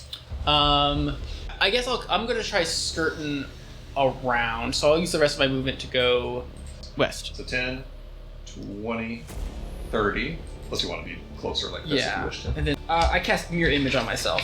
Lovely. Shimmering duplicates of you spring up around you. And that's me. Alright, cool. Next up. Mr. Patches, do you think you could get to the second floor and possibly use your Tommy gun? I can try. He gets out the wand of wonder. You know what? Sure. Really not what I needed, but sure, you do you. Marvel, as you step out in the street and say, "Come out, fuckers," stepping out from one of the doors in the building that you're approaching, is the Golden known as Beans. Beans is a short, little, round cactus person with no mouth or nose or anything, just a couple beady eyes on the cactus face. Starts stepping kind of over in your direction, Marvel, just kind of walking up towards you. And then takes a knee and puts a hand down on the ground, and then a bunch of brambly, tumbleweed sort of brambles start whipping up around your body, around your legs and feet and self. Is this an attack? It is an attack. I'm gonna try to intercept that. Am I hidden from him? Your stealth check was 18. Let's see. No, you are not hidden. 23 to hit. That will absolutely hit. Wonderful. 28 points of damage. 28 points of damage to Beans. And then he, let's see, I believe he just has disadvantage on his attack. Yep, that gives the disadvantage of Beans' attack. Right as Beans bends down to the ground, puts a hand on the ground, and starts summoning these sort of briar brambles that start whipping up around Marble. There's a bullet that clips Beans right in the shoulder. And Marble, this attack will be made at disadvantage now. I'm Mirror Image up. Oh, yeah. So you need to roll 20, and you need a 6 or higher. 2. On 2. So it actually kind of works out. Or no, so yeah, that works out for you. This attack doesn't hit one of your duplicates. It goes for you, and it misses. So it kind of works out to your benefit. It doesn't destroy one of your duplicates when that attack misses. Okay. Beans does that, then gets shot. Realizes that coming outside was a bad idea. Although sees where the attack came from, and I think we'll just continue, keeping a bit of a wide berth from Marvel. There's 10, 20, 30. Well, let's go 30 right here. So Beans ends up right there, kind of getting cover from Bones. Alright, that's it for Beans' turn. Next up is Skinny Ben Buchanan.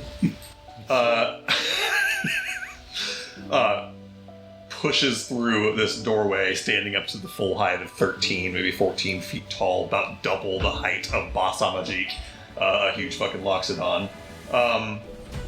And lumbers forward 5, 10,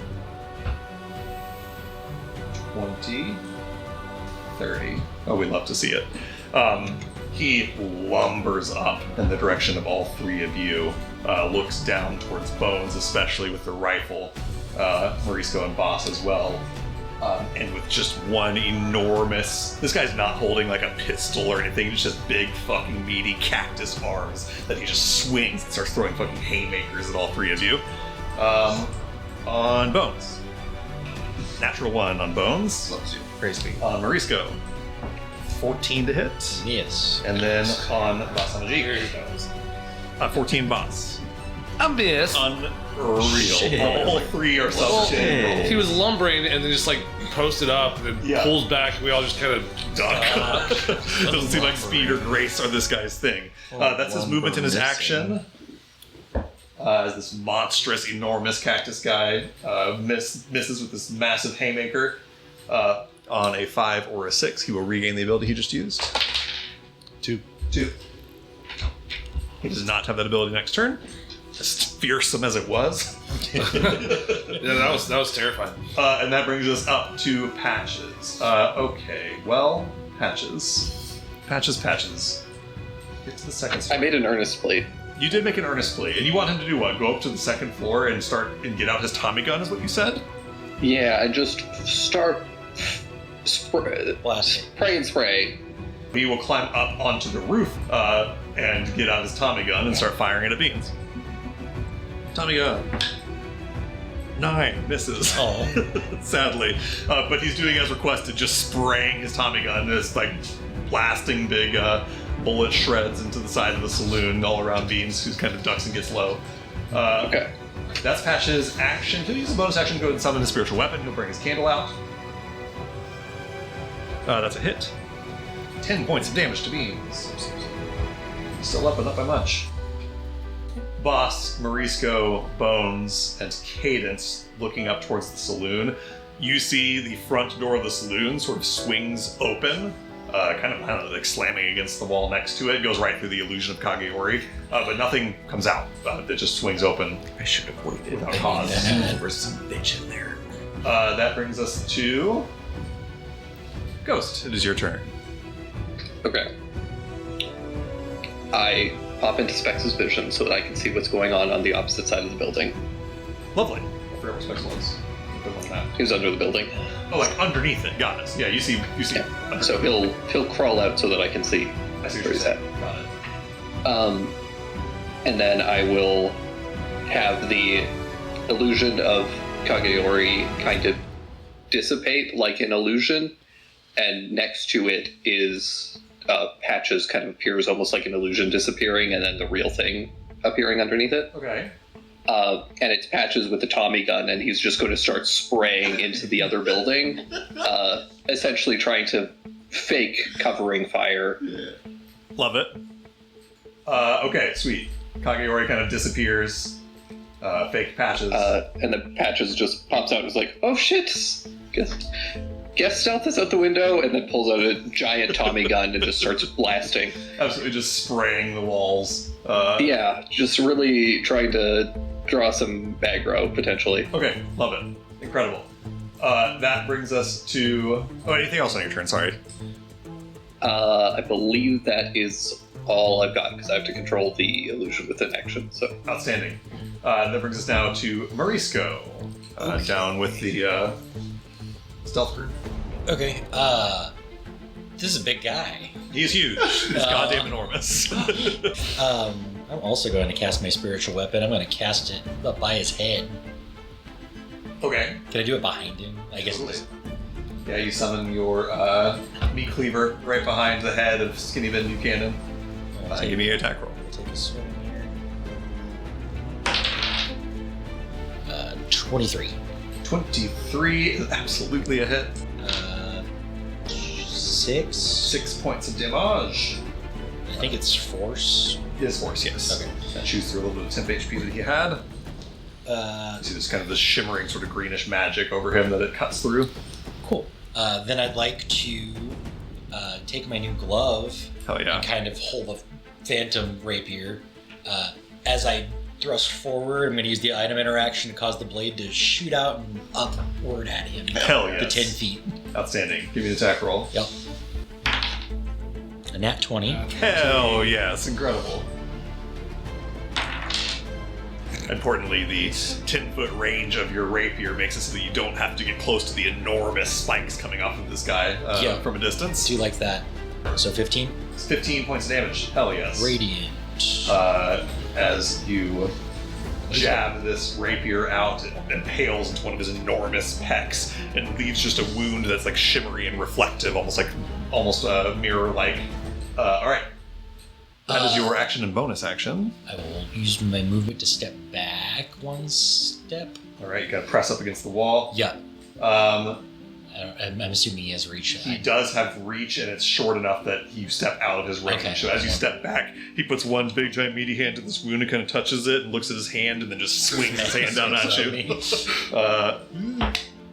19 to hit you. Oh, it just misses. Oh no, incredible. 19 misses.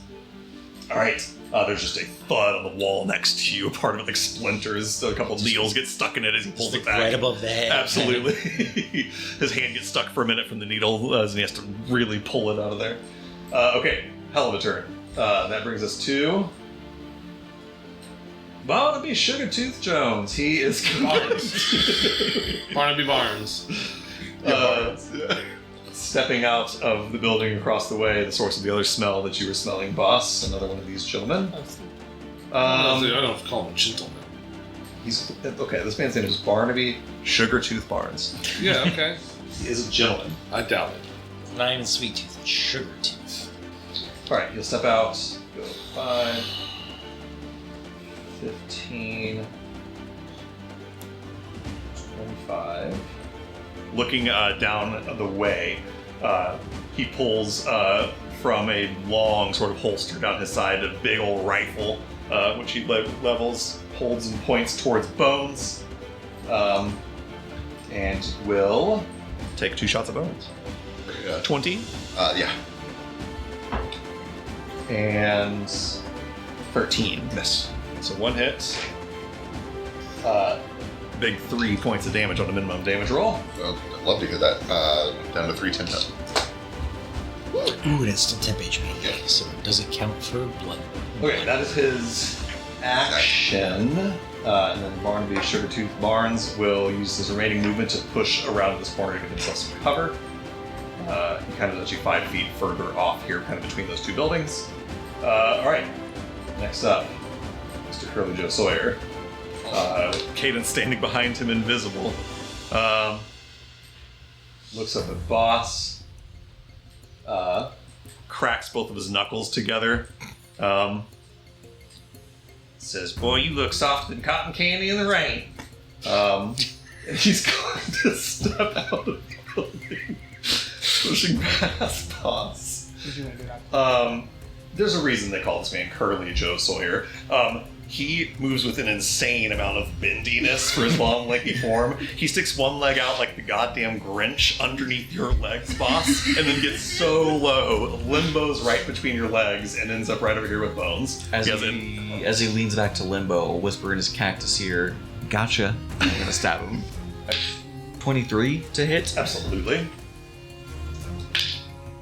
That is 23 points of piercing damage. Ouch. 23 points of piercing damage as he limbos underneath Boss's legs, and you just stab your knife right in between his shoulder blades as his back is bent over like 90 degrees to fit past Boss. He lets out a howl of pain, then kind of whips up right behind, or on the other side of the boss, spins around to see who stabbed him, but then refocuses on Bones. And is going to start just swinging at Bones. Long, lanky arms making stabbing punches in Bones' direction. Jesus Christ, if I could roll one good roll tonight. 10 misses. Miss. Jesus Christ, if I can make one good roll tonight. 13. Love that miss.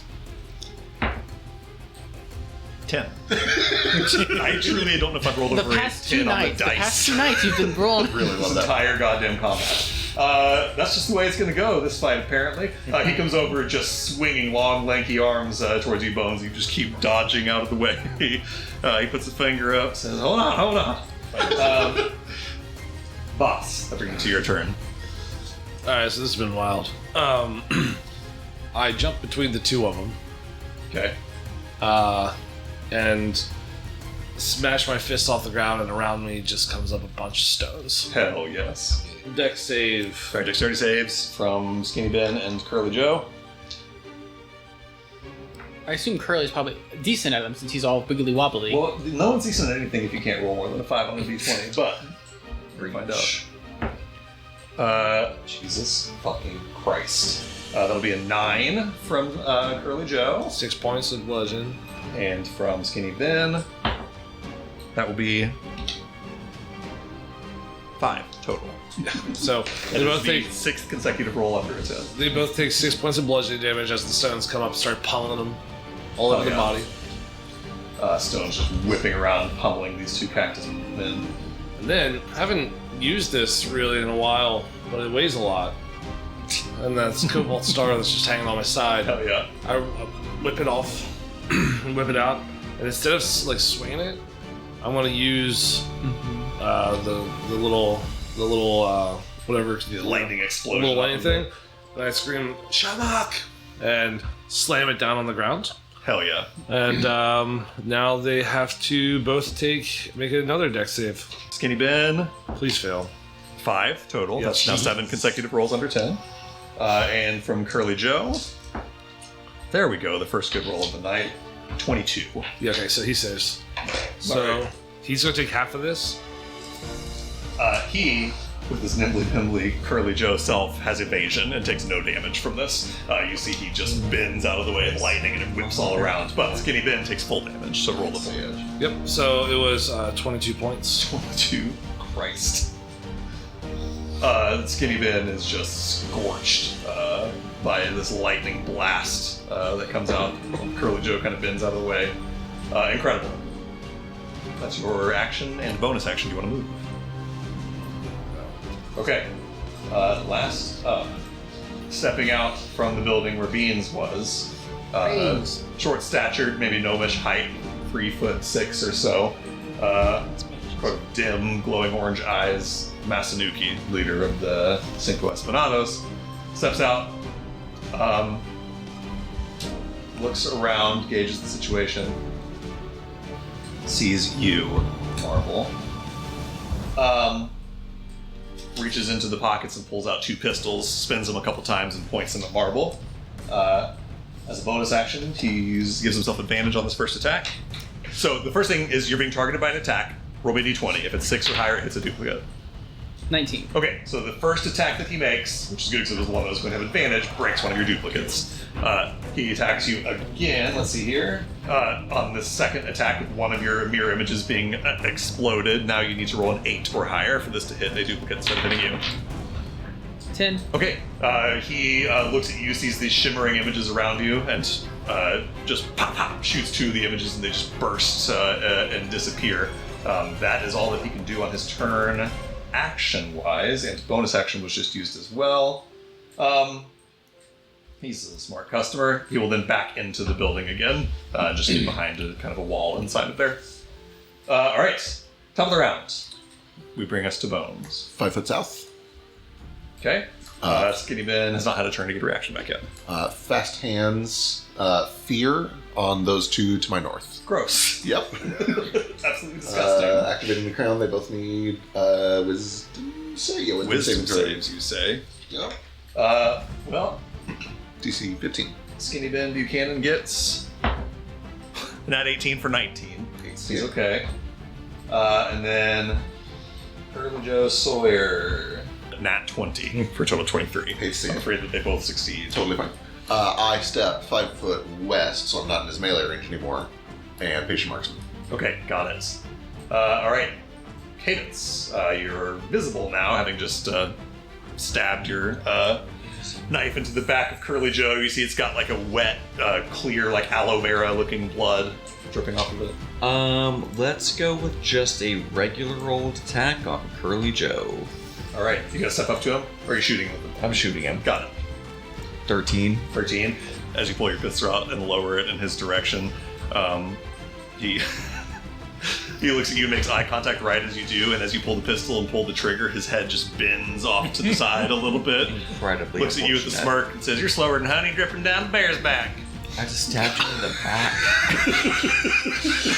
He's bleeding to death. Honestly, He has like a little booklet. yeah, He's like, can't I help have to himself. use these. I do have that book over here, and I do have to get through the walls. he can't help himself. Okay, well, while he's dodging the actual bullet, I'll use my bonus action to pull my marble bullet and throw him off kilter, and I will give Morisco the help action. Okay, to Morisco. Up top, we go to Marble. Can you just pull up just a little? How far away is Masanuki? Masanuki is From me. 25 feet away from you, but currently behind total cover. Yeah, He's gone that's into the fine. building. I mean, I have movement. Yeah. 25 But I feet think away. I might want to take care of. Beans. Beans goes next. Okay, I'm gonna move up 2 feet, and I'm gonna try to punch him. Punch Beans. I'm gonna punch him right in the beans. Punch Beans right there. Okay. Cadence, you start to feel that string wrap around your finger, and you feel Marble's heartbeat slowly come in sync with yours, and I'm giving you a natural 20. Oh shit! And I'm going to re-roll. Damn!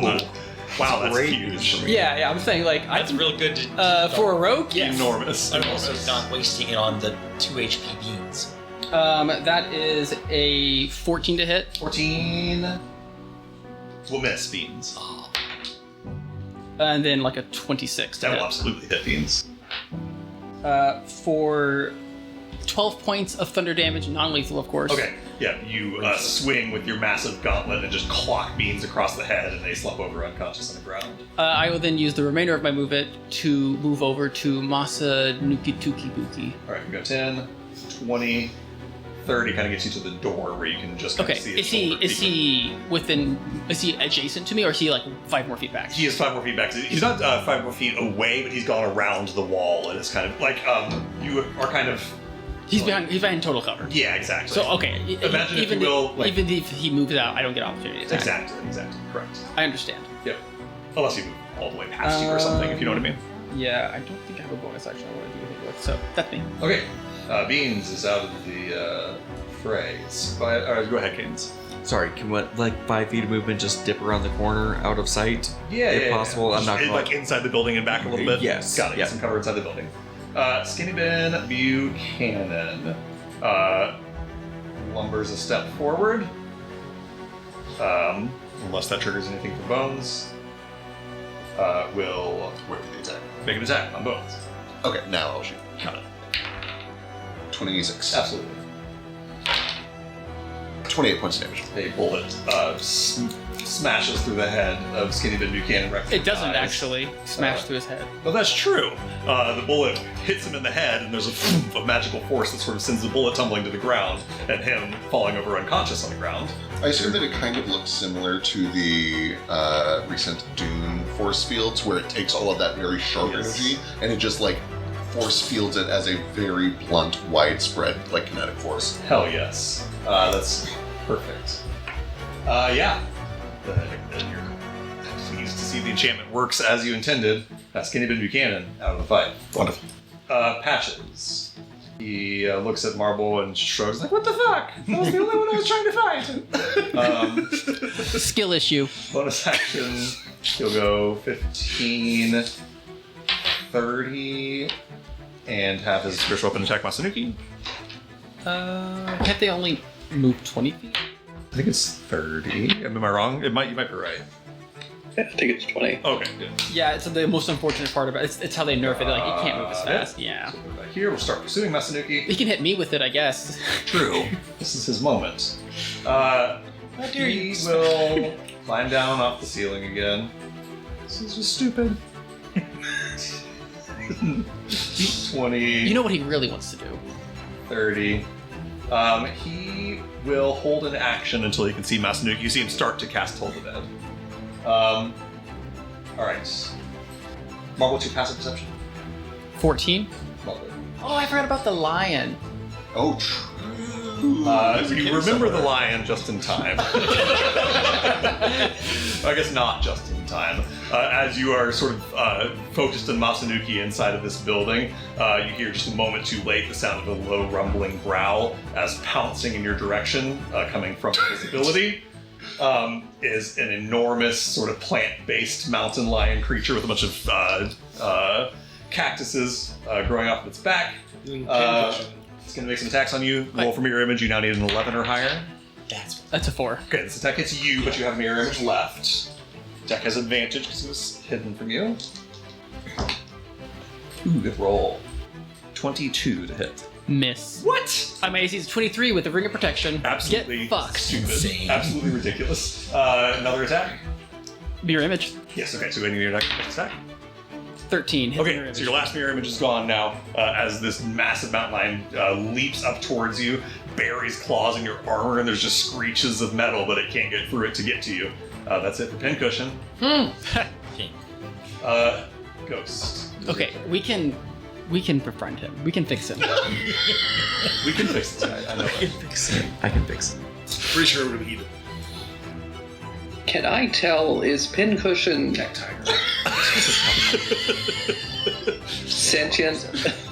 Give me a nature check or animal handling.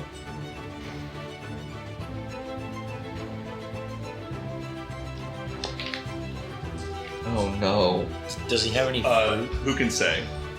Yeah, that's about where I expected that to go. Alright, I need Pincushion and Masanuki to make wisdom saves. DC 17, I believe. Pincushion gets 16. It's a fail. Masanuki. Good roll. 20. That's success. Alright, so Pincushion fails, Masanuki succeeds. There's a burst of butterflies in the area, and Pincushion goes catatonic and starts drooling. We hate to see that. Is this like a breaks if he gets hit or something? Yes, so Leave him alone. just leave him be for the time being if you can. You guys have seen him use this spell before. Pincushion curls up. No, he doesn't go literally to sleep. He looks mesmerized by these spectral butterflies hovering around. It's I fitting. feel like his eyes go really big like a kitten, and he just starts Yep. clawing at the Absolutely. fire butterflies and stuff. 1,000,000%. Eyes dilate and starts just swatting at butterflies all around him. Okay, that's your action if I'm not mistaken. Anything else? No, that is going to be me for now. Okay, we're down to Marisco. I'll go ahead and attack Steve. Is that his name? No. Curly Joe. Curly Joe. Curly Joe. He looks around, sees himself surrounded by 5 people all wielding weapons, and says, "Boy, it could be raining titties, I'd still catch a dick." Yeah? I think that might have been his best line so far. That got me good. Is it 2 That was 2 uh-ohs. That was 2 now. Oh no, Yeah, Two, not one. Yeah, his Devastating. dick joke got me, and I just miss. Boy, your cornbread ain't done in the middle, is it? Oh no. Oh my god. I always get my food correctly finished, and I always use spiritual weapon to hit him from the back. Okay, 23. 23 hits. Yeah. 10 force 10 damage. Points of force damage. Doggone! And now I don't have to. Back with the meat cleaver. This All right. works because now I don't have the moral dilemma of do I do the cool thing and just kill skinny Ben Right. with my bonus damage or not? Now I don't get to. So All right. Well, Barnaby, Sugartooth Barnes. You still get the reward if they're alive.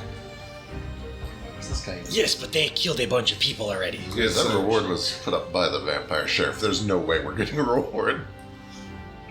Oh, we're getting that. Yeah, we could just go. We're gonna take We'll that go back and reward. get That's it. fair, yeah. Pretty sure I said I would walk back and shoot the sheriff to death and Yeah. take the reward. I want to from get back. him. I want to get back with these guys' heads. Toss them at his front door. Barnaby Barnes comes around the side of the building. Yeah. 10, 20. He looks in the direction of Boss.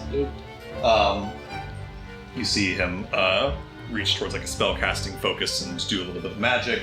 And I need you to make a charisma saving throw. 8. Okay. You have disadvantage on rolls. Ability checks, check rolls, and saving throws until Barnaby's next turn. After doing that, you see that he takes the same spellcasting focus, puts it away, reaches in another pocket and pulls out a harmonica and gives it a real solid blow through it, and there's just a boom of magic that shoots out of it. And I need Boss Cadence to make Constitution saving throws. With my stone form, I have a +2. Okay. So that's 16. Okay. Mine's a straight 10. Okay. So Boss, you succeed. Cadence fails. Cadence, you take 8 points of thunder damage. Boss, you take 4 points of thunder damage. So minus my temp 2, -2. Yep. And then Cadence, you are also pushed back and slammed against this wall back here. Electro bonk damage. Bonk damage. 3 more points of bonk damage. No. Bad guys get bonk damage too. That is Barnaby's action, movement, and bonus action. That's all he's got. He's got 5 more feet. He'll step down a little bit to get himself a little bit more cover, pressing against this wall. I don't know, it's really so immaterial at this point. On a 4 to 6, he'll get that harmonica thing back. He gets back. Nice. In case that matters. Curly Joe Sawyer. Boy, Curly Joe is having a time of it. He will step down, continuing to pursue Bones. He leaves Boss's range. You can make an attack. Dirty 20. Dirty 20 is a hit. Or pull out the sickle and slice up at him, smacking at him. It's only 5 points of damage, though. 5 points of damage. Alright, he's looking real rough shape. Step down towards Bones. Does essentially a cartwheel over towards Bones and then starts absolutely wailing on him. Let's see if any of these attacks hit this time. 15? No. There we go. 23. Yeah, that'll do it. Finally, one of these barbed fists catches you across the jaw. You take 7 points of bludgeoning and piercing damage. If there's if it matters what's what, let me know. Negative. That is 4 real damage after time. With that hit, I need you to make me a Constitution saving throw. These motherfuckers have poison, I swear to God. 15. 15, you're good. You resist that effect. Can I tell what it was? You essentially just feel your head go a little bit swimmy and woozy from this punch to the jaw. Yeah. And then here's the third attack. That's another hit, 24. Yep. Another 11 points of bludgeoning damage this time. Ow. And another Constitution saving throw, please. 18. 18, you're good. You resisted again. Okay. That is Curly Joe. I don't know if he's got a good one for this moment. He's trying to stay the fuck alive. Boss, it is your turn. So I see that like everybody else is trying to like not kill. I don't think Boss has those same convictions. Okay. He's gone through a lot over the last month, and he doesn't mind after seeing the carnage on the train. Doesn't mind seeing these guys perish. So Sure. I think he's going to. Can I see Barnaby? Can I see the old sugar tooth? Yeah, you see him. All right, I'm gonna hit him with my shotgun. Oh yeah. Both holding shotguns. I love it. So you just shot me. I got one of them too, bud. Make sure to attack with disadvantage because of the thing he did to you. Then never mind. Yeah, he did that to me. Yes, he sure did. Well, that sucks because that didn't hit. Okay, it's a miss.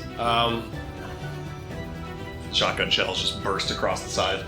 Yeah, and then bonus action, I'm gonna just jump over, and I have the helmet on underneath my hat. I have my Steel Child helmet, and I just headbutt the shit out of Curly Joe. All right, hell yeah. Need an attack roll with disadvantage. There we go.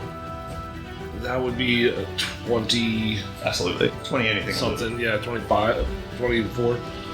13 points 13. of force damage, and he is shoved 5 feet backwards from me. Incredible. As you slam your head into him, you come away with a couple of cactus needles in your trunk for 4 points of piercing damage to you. He ends up essentially 5 feet off to the southwest, south of Bones by 1 space. That brings us back to Masanuki. Alright, Masanuki will turn and look out the door. Sees pincushion, all sleepy. Marble, impossible to hit. He puts the pistols away, reaches from behind his coat and pulls out a rifle. Takes a step back into the house in order to not be in Marble's melee range, which I think allows you an opportunity. Oh no, he's behind the wall from you anyway, so that doesn't even matter. But he takes a step away from you. He's now 5 feet off the map. And from inside, Marble, you can just barely see him lower a rifle across the street, close one eye to get careful aim, and is going to attack Bones. 19 to hit. Yes. A total of 17 points of damage. Ooh, that is enough. Alright. Bullet strikes Bones right in the sort of shoulder area. He begins to fall to the ground, kind of down on one knee, taking deep breaths. Then Masanuki will take another shot at him. It's a disadvantage because he's prone. He's trying to apply 2 death saves to you. I will roll this in front of the board. The attack has disadvantage. So that is only a 9 to hit. Thank God. Okay. Okay. Whew, that was scary. Yeah. Yep. Now make That That's action and bonus action. Marvel, you see him miss that second shot on Bones and just kind of spit on the ground silently. That brings us to the top of the round. Bones, I need a death saving throw. Yep. Take a level of exhaustion right now. Yep. Which applies to the Applies death to save? the death save. Okay. That's a fail. Okay, you're a 1 failed death save. Cadence. I look over to Sugartooth and I glare at him for a second and I hold a pistol out the door, window, whatever, wherever I came in from. Yeah. I hold it out away from Sugartooth and over across the way towards Masumiki. And I'm going to attack Masumiki. Love that. I'm going to take my natural 20. And Now I'm is the going to time. hit him. Beautiful. And I'm going to dirty hit it. Do you have a way to give yourself speed? Yeah, fuck it. I'll use my telepathic communication, ask Marble to get next to him. Okay. And I will save my attack for when Marble is next to him. Understand. Holding your action to attack when Marvel's next to him. Yep. All right. Love that. And next up is Marvel. I get Yeah. I get next to him. All right, great. You step into the building, get up next to Masanuki, and now Cadence. And your I attack like- goes off. Okay, great. So now you can roll a crit's worth of damage with sneak attack. 58 points of damage. Insane. Masanuki has a reaction called Uncanny Dodge. He is going to, as he sees you across the street, he just dives behind a table just in time to be only hit, through kind of the quad instead of being hit right in the fucking head. It takes 29 points of damage, which is a fuckload of damage for the record. Insanity. And I will use your next on Sugartooth. Okay, Sugartooth makes a wisdom saving throw, correct? Correct. 17. 17, he saves. Okay, lovely. He is not frightened of you as he would have been. Anything else on your turn? That is your action, and I don't think I can only hold your my next action. constantly. Oh yeah, you're just holding. Oh, You're right, you're right. I'll bonus action on my turn. I'm sorry, no reason not to. I'll give the help action back to Marisco. Okay, got it. Marisco Yeah. said help. Sorry, that was stupid of me to No, you're not just good. do that on my turn. Beans, out of the fight. Skinny Bin. Nope, it's still my turn. Oh yeah, I'm sorry, Marvel. All you done is moved. Thank you, sorry. No problem. I guess I'm just gonna start punching him. Do it. A miss. And a hit. I assume that a 25 hits. Absolutely. For a total of 11 thunder damage, and he has disadvantage on attacking anyone but me. Ooh, 11 points of damage. You do take 3 points of piercing damage. For I do punching not. This guy. Oh yeah, you've at least 3 points of resistance for it. So cool, yeah. Yep. Appropriately, your big heavy armor doesn't, the cactus Yeah. needles don't get through. And then I'm going to keep the door closed. Okay, you close the door behind you guys. Perfect. Alright. Beans is out of the fight. Skinny Ben's out of the fight. Patches. Patches will send the spiritual weapon inside. It can get to Masanuki now. So here's an attack with spiritual weapon on Masanuki. He went through the window. Yeah. It's a candle. Yeah, go through the window. Sorry, I forgot the door was closed, but it works. Hits. You can knock and I'll open it for it. Perfect. Just 5 damage. And then Patches himself. It's fucking annoying. Steps over here so that he can see in that same window. And will cast Toll the Dead on Masanuki. Masanuki succeeds on the saving throw, just barely. That's Patch's action. Bonus action, he will come back around the corner so he doesn't get shot by somebody down there. Pincushion does nothing, I don't believe. There's not like a repeated save or anything, right? I don't believe so. Alright. Brings us to Ghost. I am going to step out of the building. Okay. Can I see Masanuki? Yes. Yes, you can see him through a window. Not through the front door, but you can see him through a window in the building. Okay. I will get to wherever I can have the best shot of him. Yeah. I won't. He's still gonna have cover and stuff, but Yeah. I will telepathically connect to him as my lamp glows, and I'm going to use a thing that's definitely gonna miss, but I'm gonna cast Guiding Bolt. Okay. Hell yes. He does have +2 to his AC from the half cover. Go ahead and give me your attack roll. Oh no! So sad. Unfortunately, you send these glowing butterflies spiraling off of your lamp, and they just shatter into the wall behind, emitting a dim glow within, or amber glow. Anything else for you? I'm gonna hold my tongue until he is about to die. Understood. Good to know. That brings us to Morisco. Okay. I'm gonna main action Booming Blade because I realized this works with Booming Blade. Alrighty. Hell yeah. 16? Fortunately, is a miss. Yeah. Okay, bonus action Healing Word on Bones. Okay. Good. Thank you.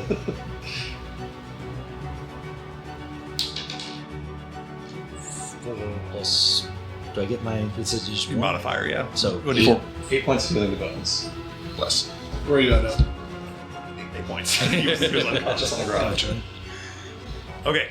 That's your action. Bonus action. Do you want to move at all? Just I'm gonna go stand between Bones and where I saw the gunshot come from. Okay. Yeah. Just kind of give me a little body block. Yeah, give Give him a little cover. Perfect. Okay.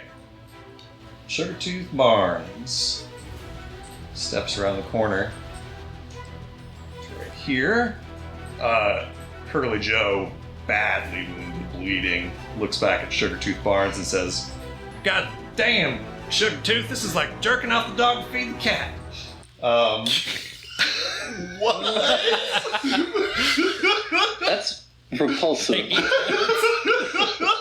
my question is: Let's kill that one. Yeah, that one has to die. are these actual sayings? Did you make these up? Some of them. I've heard I'm not going to tell you which ones. I heard the titty dick one before. Yeah, I've heard the titty dick one. Yeah. Too. Sugartooth looks at Curly Joe, though, and says, "Just stay the course." He looks over towards Bones, and once again twists a little spellcasting focus. Bones, I need a charisma saving I throw. sure do wish you wouldn't. Ooh, good. 21. 21 is good. You resist the thing that would have given you disadvantage on all your rolls till his next turn. Love which is that, love very that, good love for you. As he does that to you, Bones, he continues kind of walking in your direction, puts a hand on Curly Joe's shoulder in the heat of this moment, and says, "Just stay the course." Reaches into a pocket and pulls out a knife, like a big hunting knife, and he's going to try to stab Bones. The prone, so he has advantage. Why indeed? Mick. 23 to hit. That's Gosh, a hit. I can't help you when your AC's that low. I know. 7 points of Oh, damage. thank God. Oh, Oh, The second attack no. is only 14 to hit. Thank God. Okay. So you're down to one Yep. solitary little hit point. I think Vic wants you dead too. Yeah, sure. That brings us Curly Joe Sawyer, who looks back at Sugartooth Bar and says, "All right, then. Stay the course it is." And is going to start attacking Bones. 17 to hit. I'd like to use my reaction to give him a +2 for the protection. So that Thank makes you. give him plus 2 It's AC. +2 AC. Yeah. Okay, That makes it a miss. that Yep. makes a miss. Okay, Thank you. this is immensely significant. Here is the second attack. Is that +2 carrying on? That Let was me just double one check. attack. I thought it was. I think it's just for that attack, but I'm not sure. Either way, this next attack is a 21 to hit, so I think that bypasses. Okay, so even yeah, more. that bypasses anyway. That is enough to drop Bones back down to 0 hit points. He's not death. Because you prevented that first attack from hitting, here's what it's saying. Had that first attack hit, that second attack would have dealt 2 death saves, Yep. and this Yes. attack would be to kill Bones. Yeah, Okay. Instead, this attack is to deal 2 death saving throws to Yeah, Bones. yeah. I'm going to roll this in front of the board. 22. Bones, you see this man step over you, bleeding and dying, and with 2 hands reaches down. One hand swings at you to try to punch. Morisco puts a hand in the way, kind of grabs him to prevent the punch from hitting. He wrenches himself free from Morisco, puts 2 hands on your neck, and begins to attempt to choke you to death. There are prickling thorns sticking into your throat. You lose consciousness and are at 2 death saving throws. That is the end of Curly Joe's turn. Boss. You got another healing word here, bud. Thank you. I got Get up. 8 more. Thank 1 you. point. Don't you come back to consciousness with Curly Joe trying to choke the life out of you. There's a surge of magic that goes through you. Curly Joe's gonna die. Alright, you used your bonus action. Yep. Moonsickle on him. 23 to hit. Absolutely. You may roll damage if you wish to, but you can't not defeat him. 7 points. With 7 points of damage before Curly Joe can finish extinguishing Bones' life. You swing the scimitar down through his back and just cleave through the middle of him. His body bends to both sides, except it's because he has been bisected. With that, Curly Joe is no more. Masanuki looks out the window, sees Sugartooth surrounded by enemies, sees Bones gasping for breath, not dead. He looks to you, Marble. You hear him, while still making eye contact with you, Marble just shouts out loud. Alright, boys, that's enough. Let's call this thing off. What do you say? And that, as we will finish this session of Spirit and Song. Oh boy. Off. And that's where we'll pick up next time, gang. Wow. Boy. Holy fuck. Holy I thought I was fuck. gonna. That one Morisco reaction was that was death or not death. Yeah. For real, for real. Holy shit. Yup. Okay. We will see you all next time. Thank you guys so much for watching. Bye-bye now. Bye, guys.